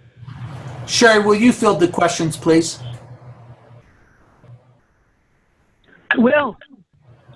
So let's see. I see Bill, Governor Bill, your hand is up, so you'll be first up. Hi, Bill. I think you're still muted, Bill. There we go. I think I'm unmuted now. There you are. So, Larry, really appreciate this. So if I understand this right, the net increase in membership of one or more would be during the current year, and then they would be recognized next year.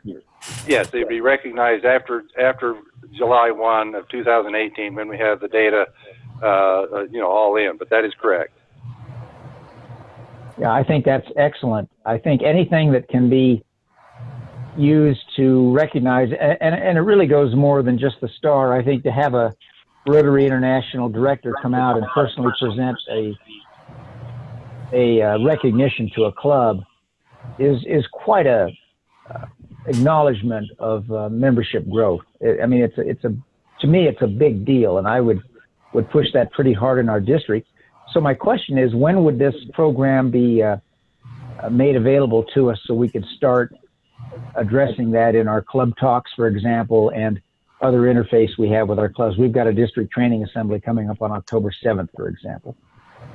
Well, I guess I would say very soon we need to roll it out officially. As Kelly said, we talked about it at the end of DLI in Denver. We were going to, and we talked about it also in Austin.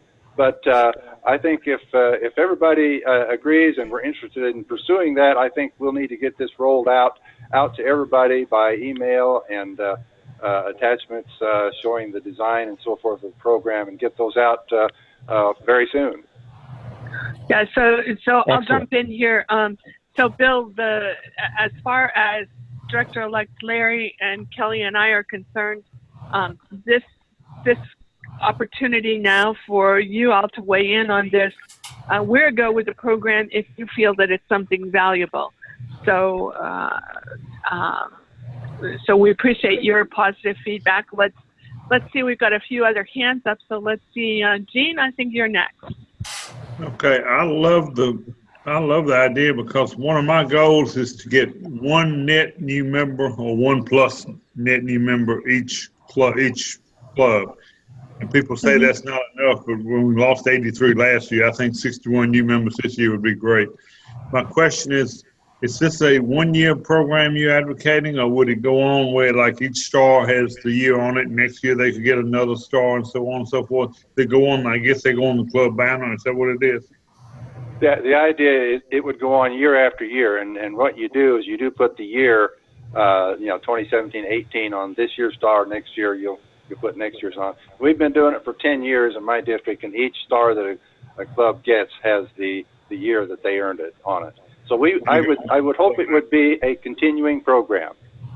The way the patch is designed that Larry brought to us, it's designed so you can put it on your banner and you either peel off on the back and it has a stickum on it and you just stick them to your banner, or of course you could sew it on your banner also too, either way, but it attaches to your banner and you would collect it year after year after year if you achieved it. And of course, once you achieve it, then you want to repeat.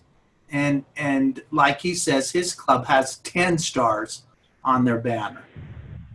Would the zone or the RI furnish those, or do we need to print them ourselves to make up the stars ourselves? We're planning this year. We are planning this year.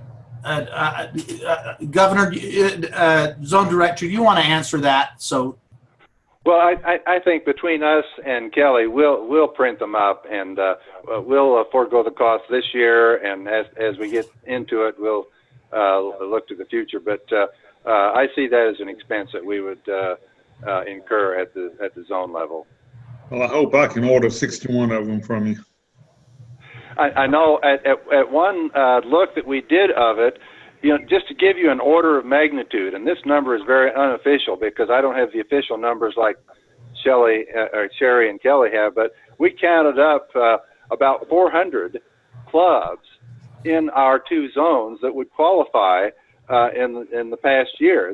This past year, I don't know whether that number is really going to increase or what it'll be in the current year, but it could be quite a number of clubs, even though, as we say, the three districts last year were the only ones that achieved positive growth. A lot of clubs could qualify for it. And Jean, it would be our personal pleasure to have you order 61, and I will make a commitment to you that if you get 61 and Director Larry comes, I will join him in that meeting where you give out 61 patches. So awesome. If I can earn 61, I'll pay shipping. There you go. Charles, I see your hand up. Yeah, thank you, Sherry. Now, we've got from Rotary, from Ian Risley, we have a membership goal, which is basically add one if your club is under 50. And if your club's over 50, you got to add 2. So would this star just be one member, or would it be achieving the stated Rotary International goal for membership in the presidential? Well, again, I'll speak for myself, but I think our concept is that for the first year, we'll settle for the one increased member. And of course, if you do 2 and satisfy the President Riley's goal, that's great too, but you would qualify, obviously, if you did that as well. Okay, and we're not going to break this down into under 40 members and female members and all of that kind of stuff, are we? No. We're just going to keep it simple, which, by golly, that'd be fabulous if we could get a whole bunch of clubs that just went up one. That's been the Rotary goal for I think since 1912. I can just tell you this. You'll see it on the charts. We're putting this on the side of the charts. For most districts, if they achieved only one net member, they would have their best Rotary per club, one net member per club. They would have their best Rotary year in their 12-year history for most districts. And our plan is when the presentation is made, we would be accompanied by either Kelly or Sherry, and of course the district governor as well at the time that we make the presentation. Okay, George, I see your hand up.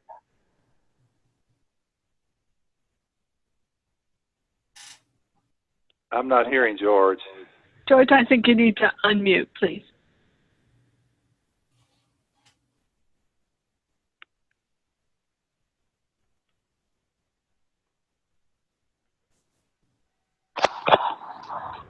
Say better?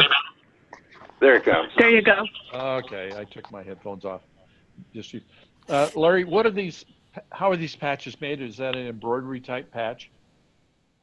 Well, there are actually two different versions. The patch that we're talking about that Kelly shows as represented on the screen, they're not embroidered. Kelly, maybe you can tell what they're made of. No, they are embroidered. So are they? Okay. Yeah, they'll stand out. I mean, the graphic doesn't, of course, incorporate that. Right. Yeah. Embroidery. All right. Maybe I can contact you later in terms of what the cost of these are. Yeah, if you'll contact me, I'll tell you what we've been quoted on them. So. Okay. And then happy to do that, George. I have another comment, and this because RI got my wrath in regard to discontinuing the new member sponsor little backer that we got from 2013 to 2017. They discontinued that. I think that's the stupidest thing they did in regard to recognizing individuals for membership and the way that was handled. I just want to throw that out. I don't think they'll redo it, but I'm glad that we have something at least for us to acknowledge membership. So thank you for George, sharing.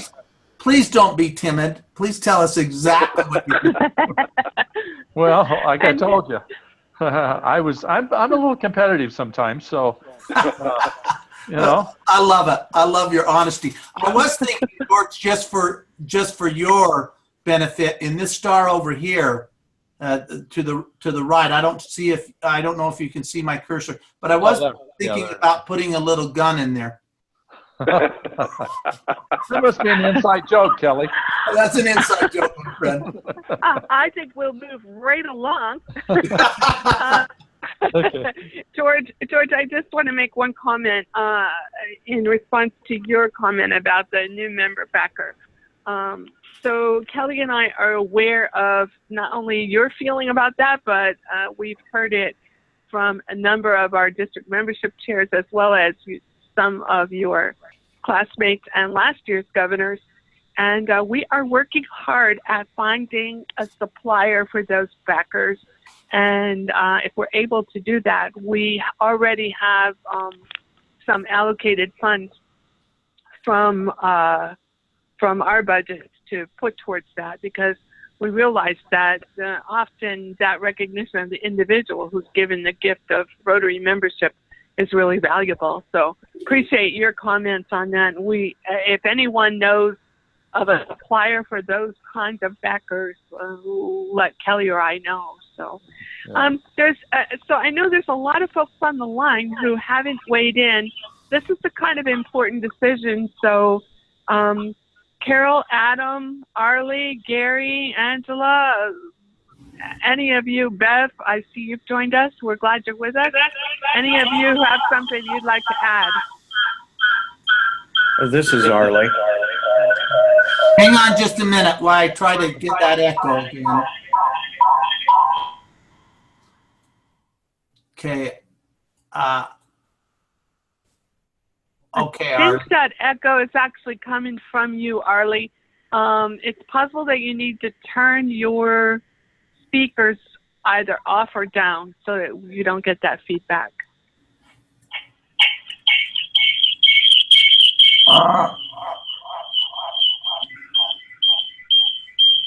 It is coming from you, Arlie. I love the echo effect, though. Governor. I really think that's a nice feature. Is this better? It's better, yes. What I was going to say is that I have goals. It's just that we can't really hear you well. You can't hear me? Yeah. I have goals for members under 40 and female members because we're only about a third females. And I'm wondering, can we give 2 stars? So I think if I heard the question properly, it had to do with clubs that add females or under 40. Could they get an additional star? Is that correct? Correct.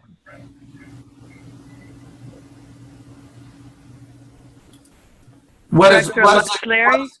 What do you think about that, Larry? And what do the rest of the governors think about that?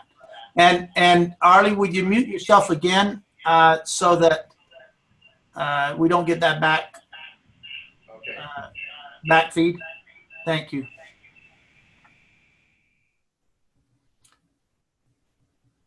Can you maybe let me see? Larry, I think you're muted. Yeah. Now you should be unmuted, Larry. Still muted.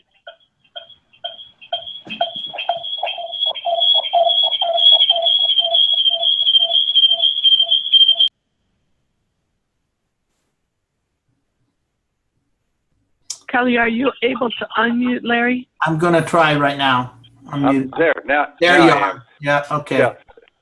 Again, my reaction would be for the first year, my inclination is to keep it simple. I think it's great to laud clubs that achieve certain things, and especially clubs that maybe have a net increase of a lot more than one.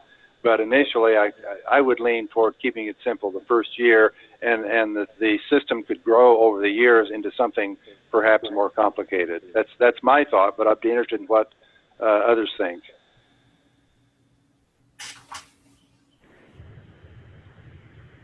Governors?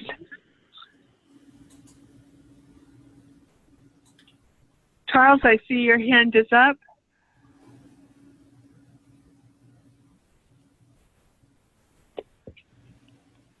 Oops, I need to lower my hand. Sorry.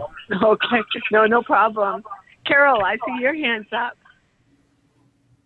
I like the idea. I'm with Larry that I don't think we ought to distinguish female or young or whatever.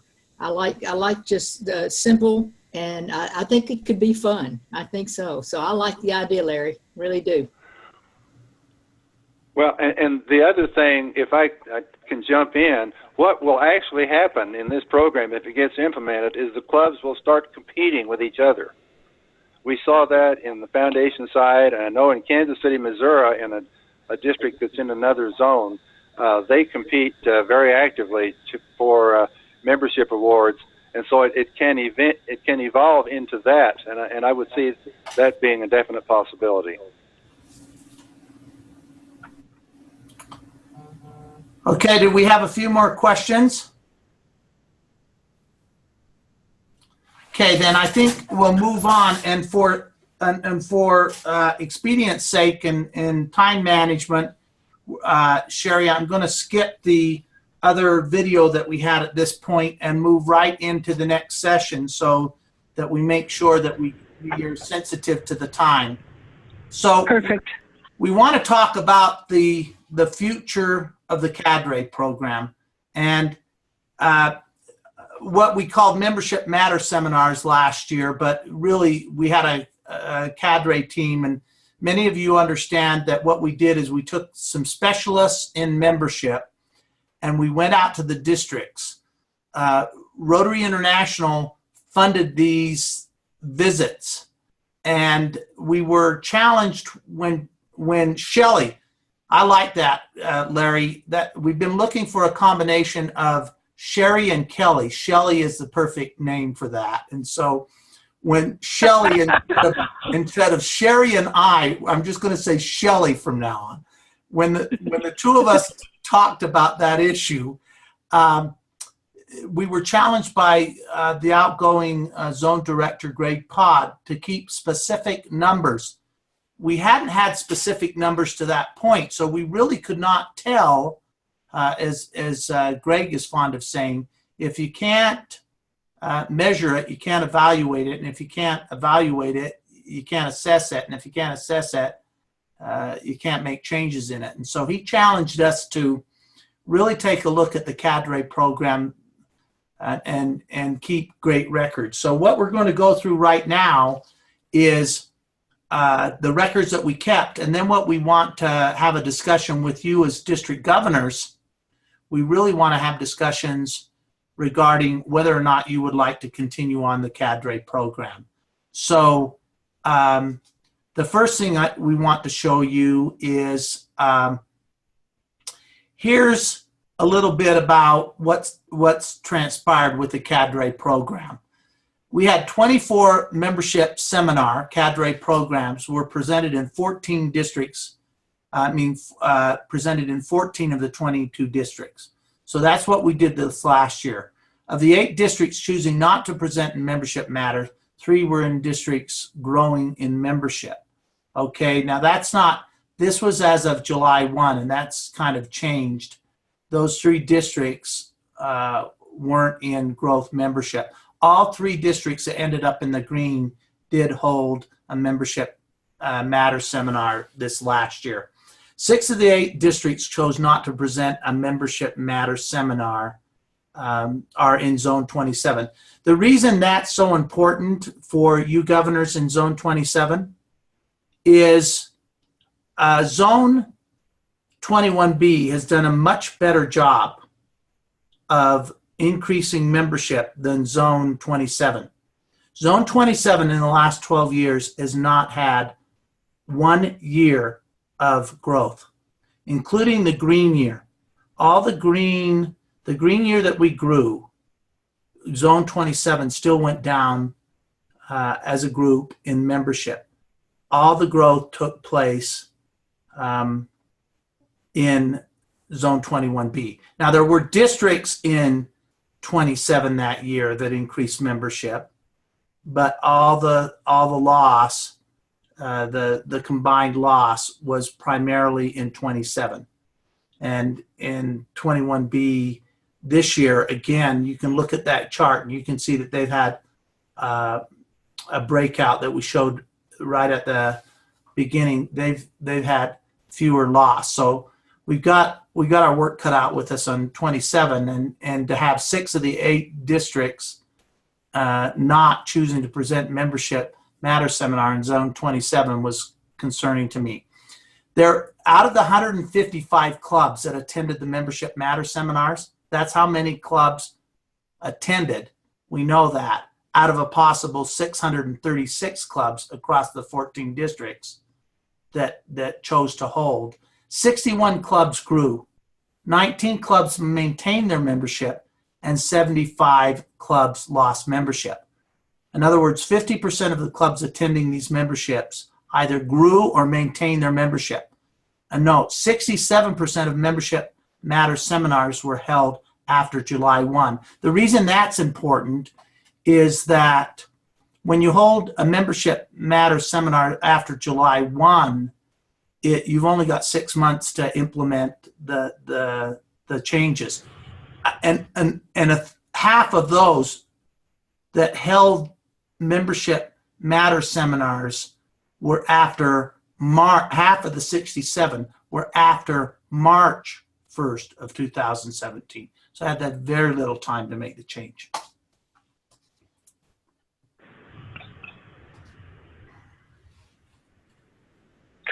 So here's a graphic that kind of gives you a visual on the results of the districts that held the membership matter seminars. You'll note that there are some districts that did not hold any membership matter seminars. They're the ones that have the very, very small square at the bottom of the chart. And a few of them prior to July 1st, when we prepared this chart, appeared to be districts that would demonstrate growth. But the truth of the matter is, when the July 1st numbers came out, none of them are green. So the interesting thing, I think, about this chart is that in the 3 districts that grew, all of them did hold membership matter seminars. And 5930, you can see, utilized that program to a maximum, with a lot of clubs that were attending and multiple opportunities that were provided to their clubs. Again, this is a snapshot in time based on just prior to the July 1st numbers coming out. So, but the number of seminars that were held does not change, and that kind of gives you a visual about where the membership matter seminars were held and what the end results were for their districts. Kelly, I'd turn it back over to you. Okay, so then you can see that 57% of the attendees, we're taking this from the evaluations. Every membership matter seminar that we held, we took evaluations from those who attended. 57% of those attended had never attended a Rotary membership seminar before. 35% of the attendees rated the membership matter seminars as the more useful than those membership seminars that they had attended in the past. So those who attended a membership seminar said, this is a better seminar than what we've attended in the past. Only 8% of those who attended membership matter seminars thought that the seminar was as useful as those held in the past. What's interesting there is that 8% almost exclusively are past district governors. Almost exclusively. And then on a scale of 1 to 5, 5 being excellent and 1 being terrible, no, I've got that reversed back. That's wrong. It should be 1 being excellent and 5 being terrible. The historical chart assessment was 1.4. In other words, between, we were rating it on an A to F, it would be an A minus or a B plus as far as the value of the information presented. So with that, we're going to go into breakout sessions, and Sherry, Kelly, just before we go into breakouts, Kelly, I think it's important to establish a couple of things about this program. So this program was funded by Rotary International by a pot of money that expired as of June 30th, and it's no longer available to be used for this kind of a program. We did some analysis of the costs of the program, and because up until June 30th, when we sent a membership specialist out to a district to hold one of these seminars, the cost of that individual, the travel of that individual was covered by this pot of money from Rotary International. The printing of the materials that were used for the club members who attended was covered by that pot of money. So we did some analysis to see what did that actually cost on an average per visit, per seminar, and because if we move forward with this program, there's no longer funding available from RI. We're going to have to fund it from district money. So our review of the costs and our best estimate of what it costs is approximately $900 per visit. So that's not like an average. Some are a little bit higher, some are a little bit lower, but if we just look at it on the average, $900 would cover sending the specialist out, providing the materials. So that's a price, if we move forward this program, that a district would need to pay for the the program. And I think that's important information to have before we break into our breakout rooms, because the intention is that we discuss together in smaller groups the value of this program. Is there something else that we should look at? Is this something that we should move forward with? Right now, we have our specialists on hold, waiting for the decision that you all make about how or if we should move forward with this. So while I'm saying that, I see Kelly is busily assigning us to 2 breakout rooms. I think you'll enjoy the experience of being in a breakout room as a smaller group. Hopefully we don't have to mute the mics and we can have an open discussion, and then we'll come back together and share the thoughts out of each group and make a final decision. So, Okay, Sherry. Kelly, let us know when you're ready. I'm ready. Sherry, you're going to conduct breakout room 2, and I'm going to conduct breakout room 3. And let's go to, do you think 3:30 is enough time?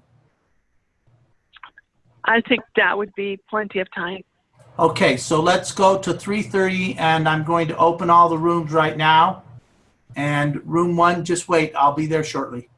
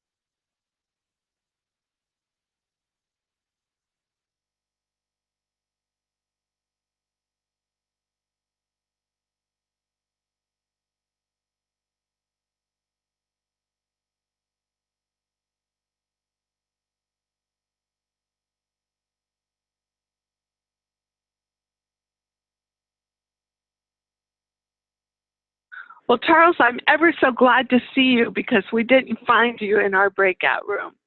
I don't know what happened. Well, Sherry, I had a computer meltdown in my office. My computer decided to tell me not responding, and so I had to switch computers. I had to dig my Surface Pro out of my briefcase, plug it in, get it all cranked up, get connected to Wi-Fi, etc. And Kelly kindly put me into his room, and all I got to hear there was the fond farewells.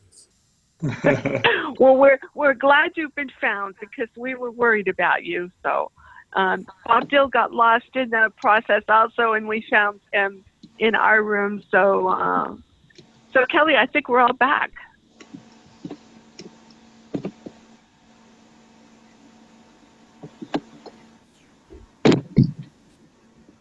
Okay, I saw Kelly. What happened to him?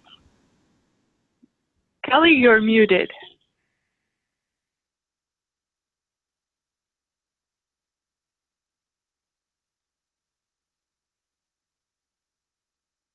He took a potty. Okay, I'm unmuted now. So I can hear you. Sorry I muted myself. How dare me? We're going to let Adam report on our group discussion. Adam, can you hear me? And would you please go ahead and report? I can hear you. I hope you can hear me. You're assuming I took notes on everything, right, Kelly? I know how good you are at this. Yeah, well, thank you. That comes from you. Briefly, I think our group was not in favor of continuing the cadres. I don't want that to sound as negative, probably as it does. I think there are serious concerns about budget and also about time and distance. From my perspective, we had some suggestions where districts can come up with their own solutions. For instance, membership training can be part of our RI budget as governors. And one governor, Bev, conducted AG training and focused on membership and devoted a portion of her budget to that. It sounds like that was effective and a good use of her focus and her resources. And then also, personally, and not just because Director Larry is from our district, but I do like the very simple idea of the STAR Award.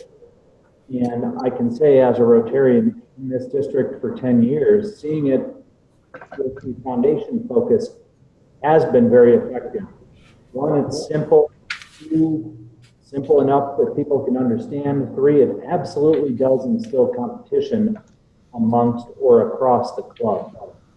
And if we can get that concept to work in membership, I'm confident that will offer us some incremental improvements, perhaps something measurable and something simple that we can communicate and impart to our clubs. And then also, as I mentioned earlier, with a little bit of the leeway and latitude for governors to do things their own way. So that, I think, is our 2 cents. Kelly, remind me what I've missed, please. No, I think that you've covered it. We'll allow the group to discuss it in general after we hear what Sherry's breakout group discussed. So Sherry, who's your point person? So Julie Aubrey is our reporter, and Julie? Sure. Okay, so our group was mostly pro, feeling that the presentations by the cadre were quality and well received within the districts that received them. But maybe thinking about that outside speakers tend to be the experts as perceived by the people attending, so that being a concern, and then also encouraging it to be a part of something that might already exist, like a conference or an event taking place to get the most out of it. But that these are a great opportunity to connect with members within the district who are really going to be doing the hard work to make those changes. Where we did have some concern, though, was making sure that if this was to continue forward, consulting with the district membership chairs, and there is some concern about the cost. So did I leave anything out? No. Okay, so let's just open it up for group discussion among the entire group now to add anything that you'd like to add regarding the comments made by the two spokespeople for both groups. And Sherry, will you field those questions, please? I will be happy to do that. Give me one moment to see hands. So if you have something you'd like to add, or either in support of or a new perspective that hasn't been discussed, meaning in support of what you've heard, or a new. I don't see any hands, Kelly, so I think that we have captured the discussion through the small groups. Okay, great. So what direction would you give us as RCs? Because we've got two groups and it seems like they have different opinions. Would you want us to make it available as an option and then let those districts that want to participate, or do you have any other ideas?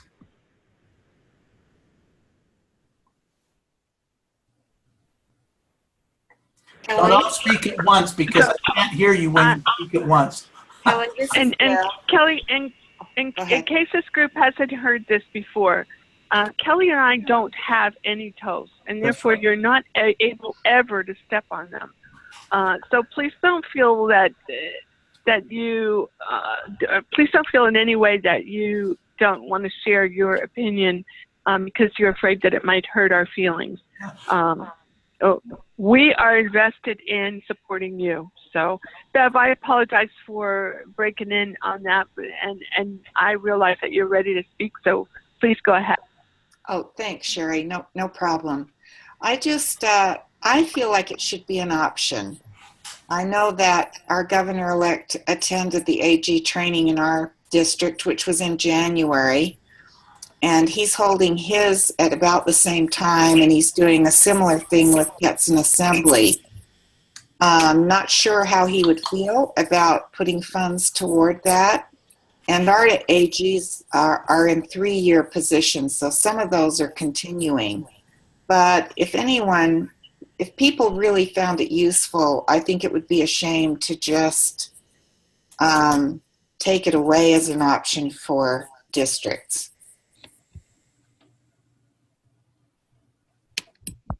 Okay, other thoughts?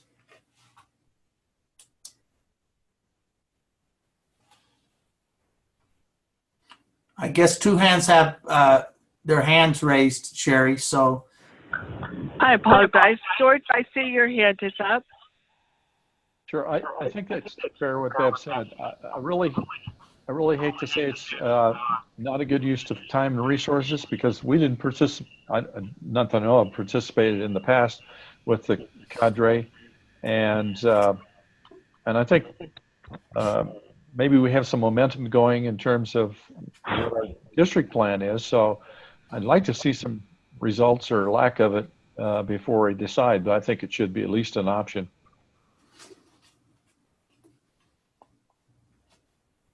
Great comments. Appreciate Thank you. Bill, I see your hand is up. Yes, I would second that comment that it should be an option. I know our district does have a small membership budget, so that we could probably handle the $900 or something in that range. And we've had one already this year, last week. I'd like to do another one maybe right after the first of the year, as we did last year, do 2 of them. So I would like to see that option available.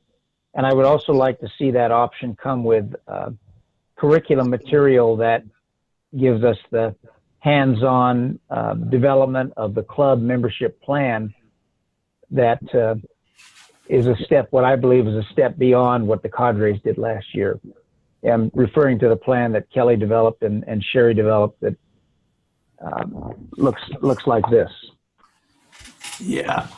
And which will, and I appreciate that because we're going to talk about that. And yeah, you mean that Shelley developed?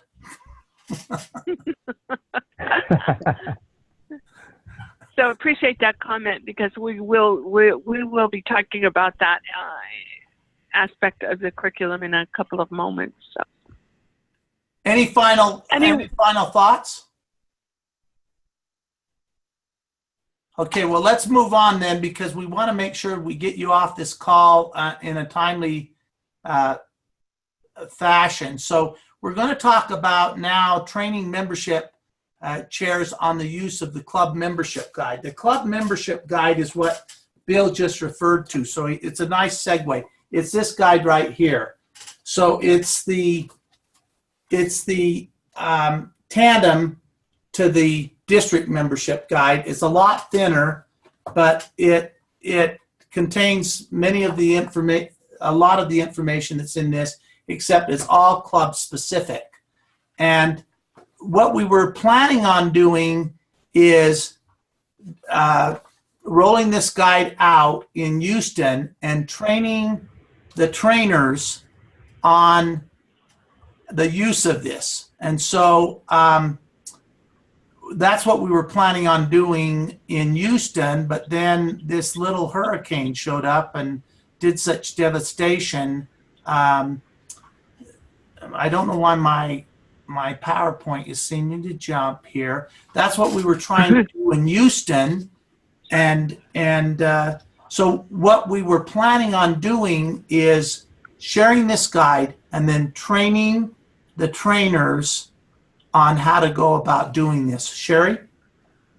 So tomorrow would have been our day with your district membership chairs, and the entire day was devoted to how to jumpstart membership at the club level.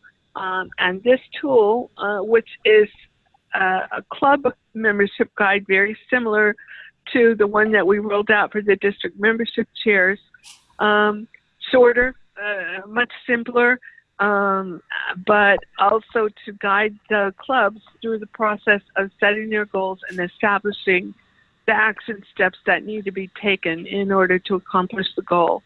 And then, in addition to that, we had a morning of opportunities for your membership chairs to experience some of the curriculum that has been developed by Rotary International for use in seminars, district membership seminars, or what we call Trilogy Squad meetings when you have your club membership chairs present. Obviously, that plan changed, just like our plan for this afternoon changed. Kelly and I have spent a lot of time talking about this, and we feel that it's critical that we get this out to your membership chairs, particularly the segment on how to maximize the use of the club membership guide, and that it's critical that we get that to them earlier, not later.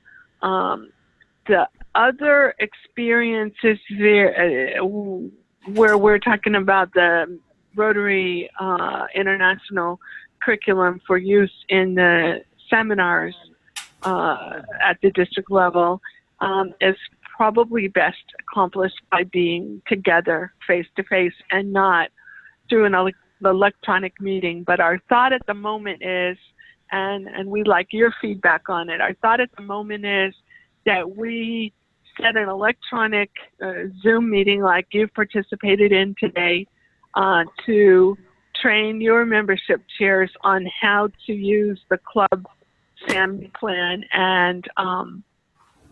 and prepare them for their accountability, how they can hold the clubs accountable to them for their goals and their plans. And we're thinking that we should do that very, very shortly. And then we're thinking of the possibility of bringing the membership chairs together for what they would have had as a training in Houston. But that would need some time for us to plan and prepare for. So, Kelly, anything you want to add to that before we open it to the governor's discussion? Well, I just think what we're asking for from you is because we think that the earlier that we can get this down into the clubs and club district membership chairs know how to present this in the workshops that many of you are planning in the future, this is a really valuable tool. I had the opportunity this last weekend in 5440 to interface with their clubs, and I mean, the very positive reviews as far as this is a tool to assist them in developing a club membership plan. As we know, most clubs do not have, few clubs have goals. They do have membership goals, but not, I would say in most districts, it's not the majority of the districts have goals. By the way, in those 3 districts that are green, they did have. I think they're the outliers. They have specific goals. Fewer clubs have plans, and we think it's because they don't understand how to go about developing it. And this guide gives them a template for developing their own specific, attainable, measurable goal and developing a series of tasks in order to create a plan for their club going forward. So I guess what we're asking for, and we'll ask for your input right now, is we feel we need your firm support to encourage your membership chair to come to this meeting, which we think needs to be earlier, therefore it needs to be electronic than later, and be trained the training they would have gotten in Houston had Harvey not occurred. So that's what we're asking from you, governors. And with that, Sherry, please handle the discussion. Okay, Governor Bill, I see your hand is up.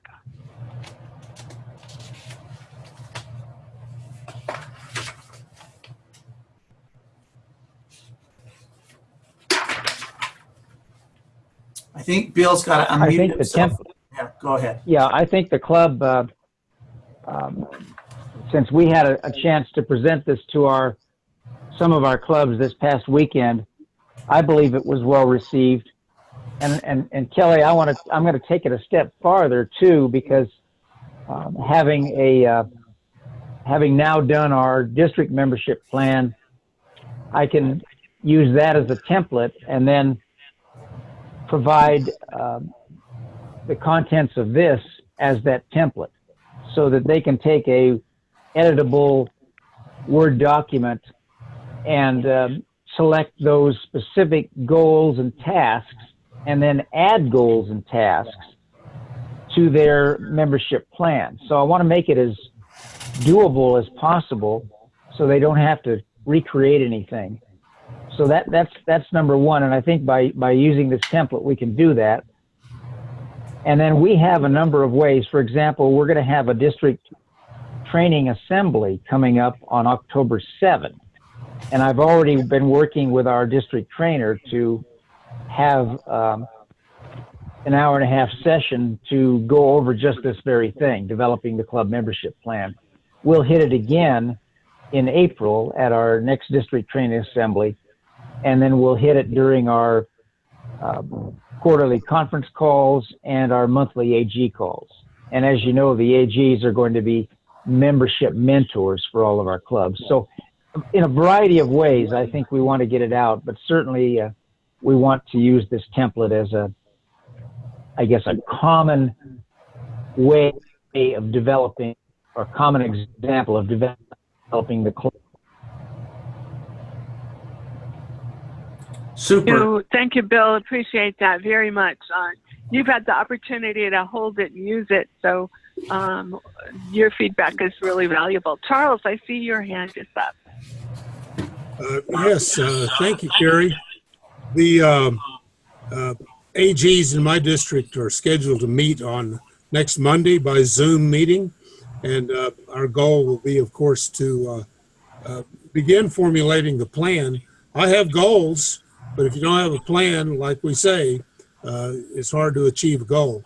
And I appreciate all the input and the good ideas of this session. And I think if we can just sort of chew on these ideas, find out what will work in our district, how we might be able to use the talent that we have acquired in our district and club officers, that we'll have a grand chance of success. I'm really thrilled that my membership for the district is up. I think that's the first time in 15 years that we'd have positive membership picture in our district. So I'm really pleased with the way things are going, but I think this plan is going to accelerate it. Thank you. Well, thank you for those comments and congratulations. That's great news. So, Larry, I see your hand is up. Yeah, Sherry, I want to apologize to you and Kelly and everybody. I need to leave to meet another commitment, but I just wanted to say to everybody again, the number one issue, as far as I'm concerned, as your future director, is membership, and I continue to think that that's the number one challenge that we face, and I really appreciate all the efforts that you folks are making and are going to make to help us meet that challenge. So I thank you all for being on the call, and Kelly and Sherry, thank you for doing such a great job of leading this effort. So again, I'll depart from you now, if that's okay, Kelly and Sherry. Thank you so much. Thank you. We appreciate you carving out the time to be with us. Thank you so much. Glad to do it. Bye-bye. Bye. So, in a kind of wrap up of this discussion, I have one question, and that is, what can Kelly and I do most right now to assist you in your commitment to moving membership forward and your firm's support to get this club membership goals and plan in the hands of the folks where the work of Rotary gets done, and that's at the club level. So what can we do to best assist you?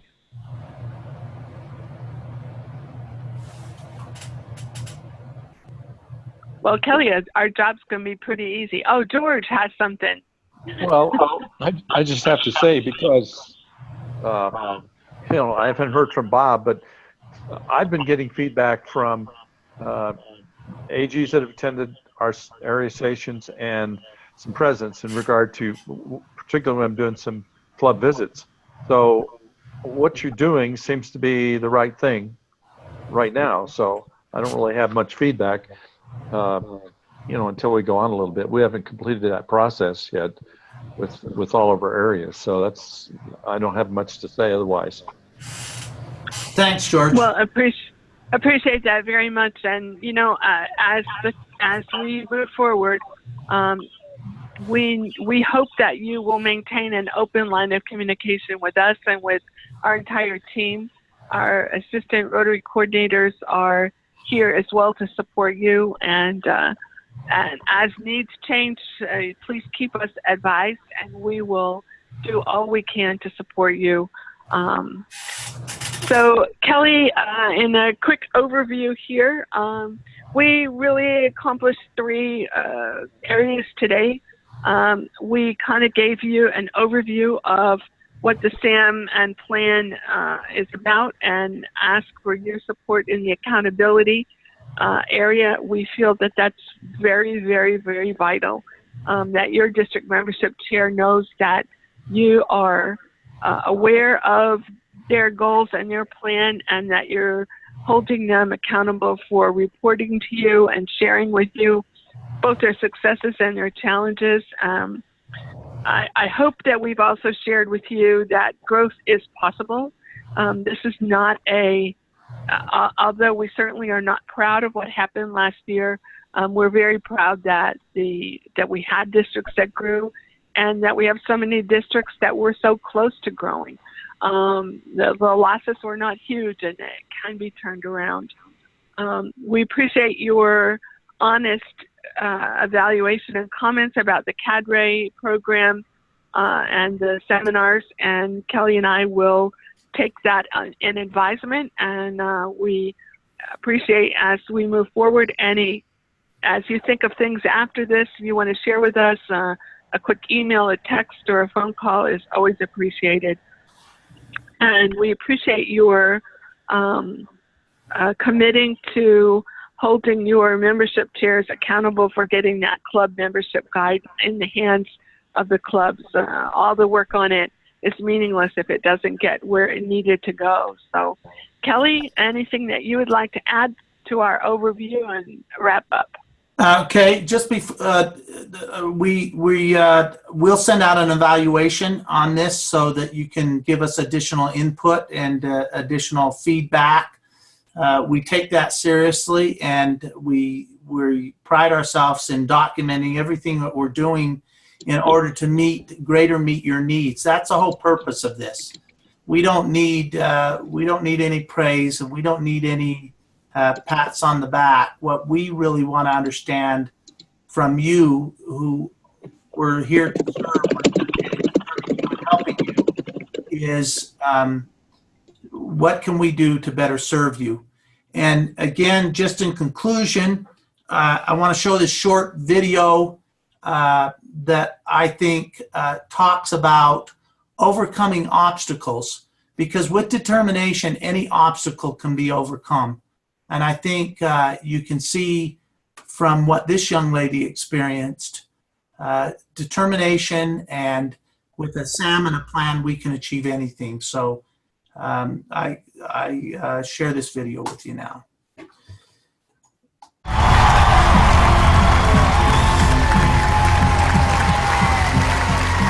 Hello. Hello. And what's your name? My name is Kechi. Kechi, where are you from, darling? I'm from Nigeria, but I live in Houston right now. Why America's Got Talent? I want to share my voice with America's Got Talent. How many years have you been singing for? Since I was about 7 or 8. Okay. But only very seriously about 12 years now. And what got you into singing? Well, I was in a plane crash when I was 16 years old back in Nigeria. Oh, wow. It took the lives of 107 out of 109 passengers, and I was one of the 2 survivors. How do you actually deal with that afterwards, Kechi? Well, lying in the hospital bed with like bandaged head to foot, not being able to move or do anything else, music was my escape, and that's why it means so much to me. Oh my God. Wow. We cannot wait to hear you, Kechi, so best of luck. Thank you.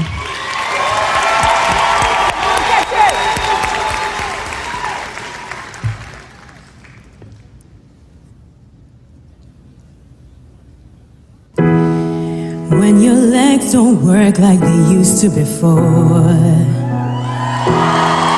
and I can't sweep you off of your feet, will your mouth still remember the taste of my love? Will your eyes still smile from your cheeks? Darling, I will be loving you till we're 70. Honey, my heart could still fall as hard at 23.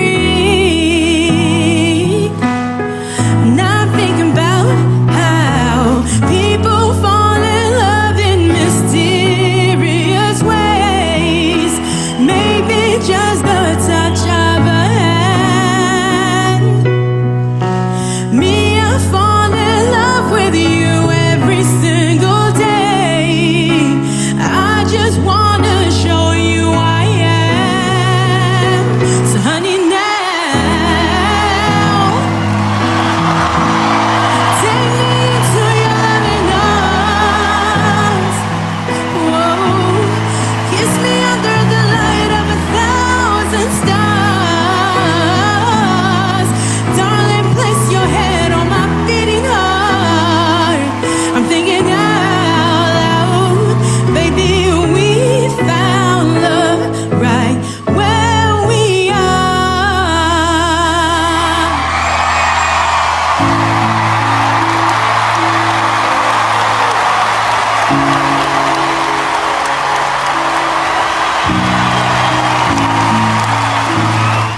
YouTube, thanks for watching. If you like this and you want to see a lot more, all you got to do is click right here to subscribe.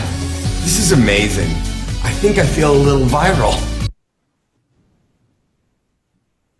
Sherry, you had something to say just before we ended. Julie would like to add something. Okay, Julie.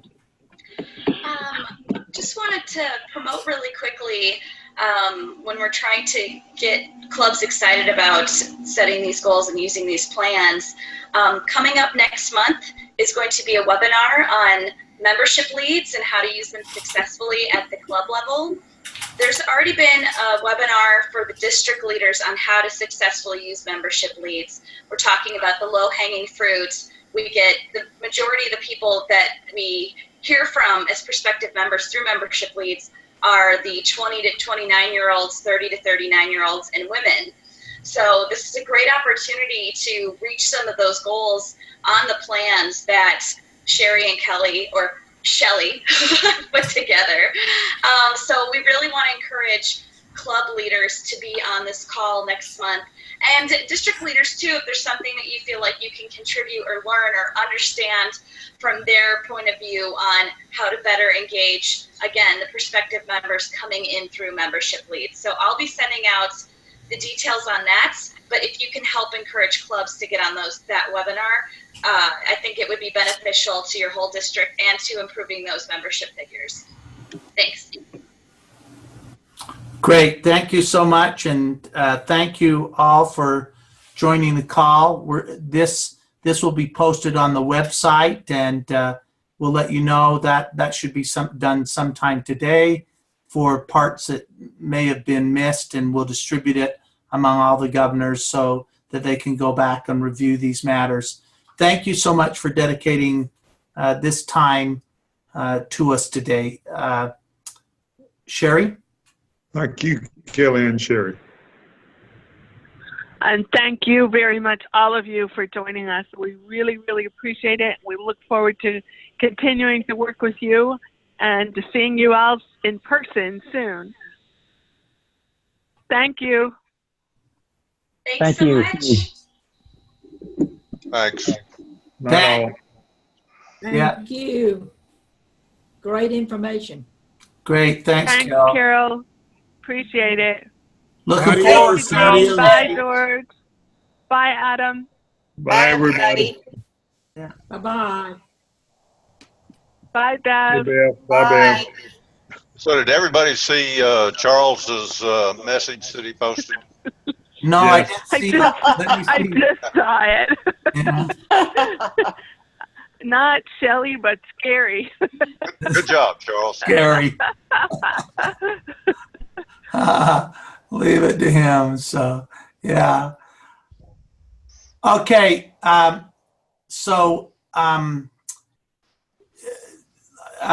So you want to end the recording? yeah, I'm going to end the recording right now. Let me see.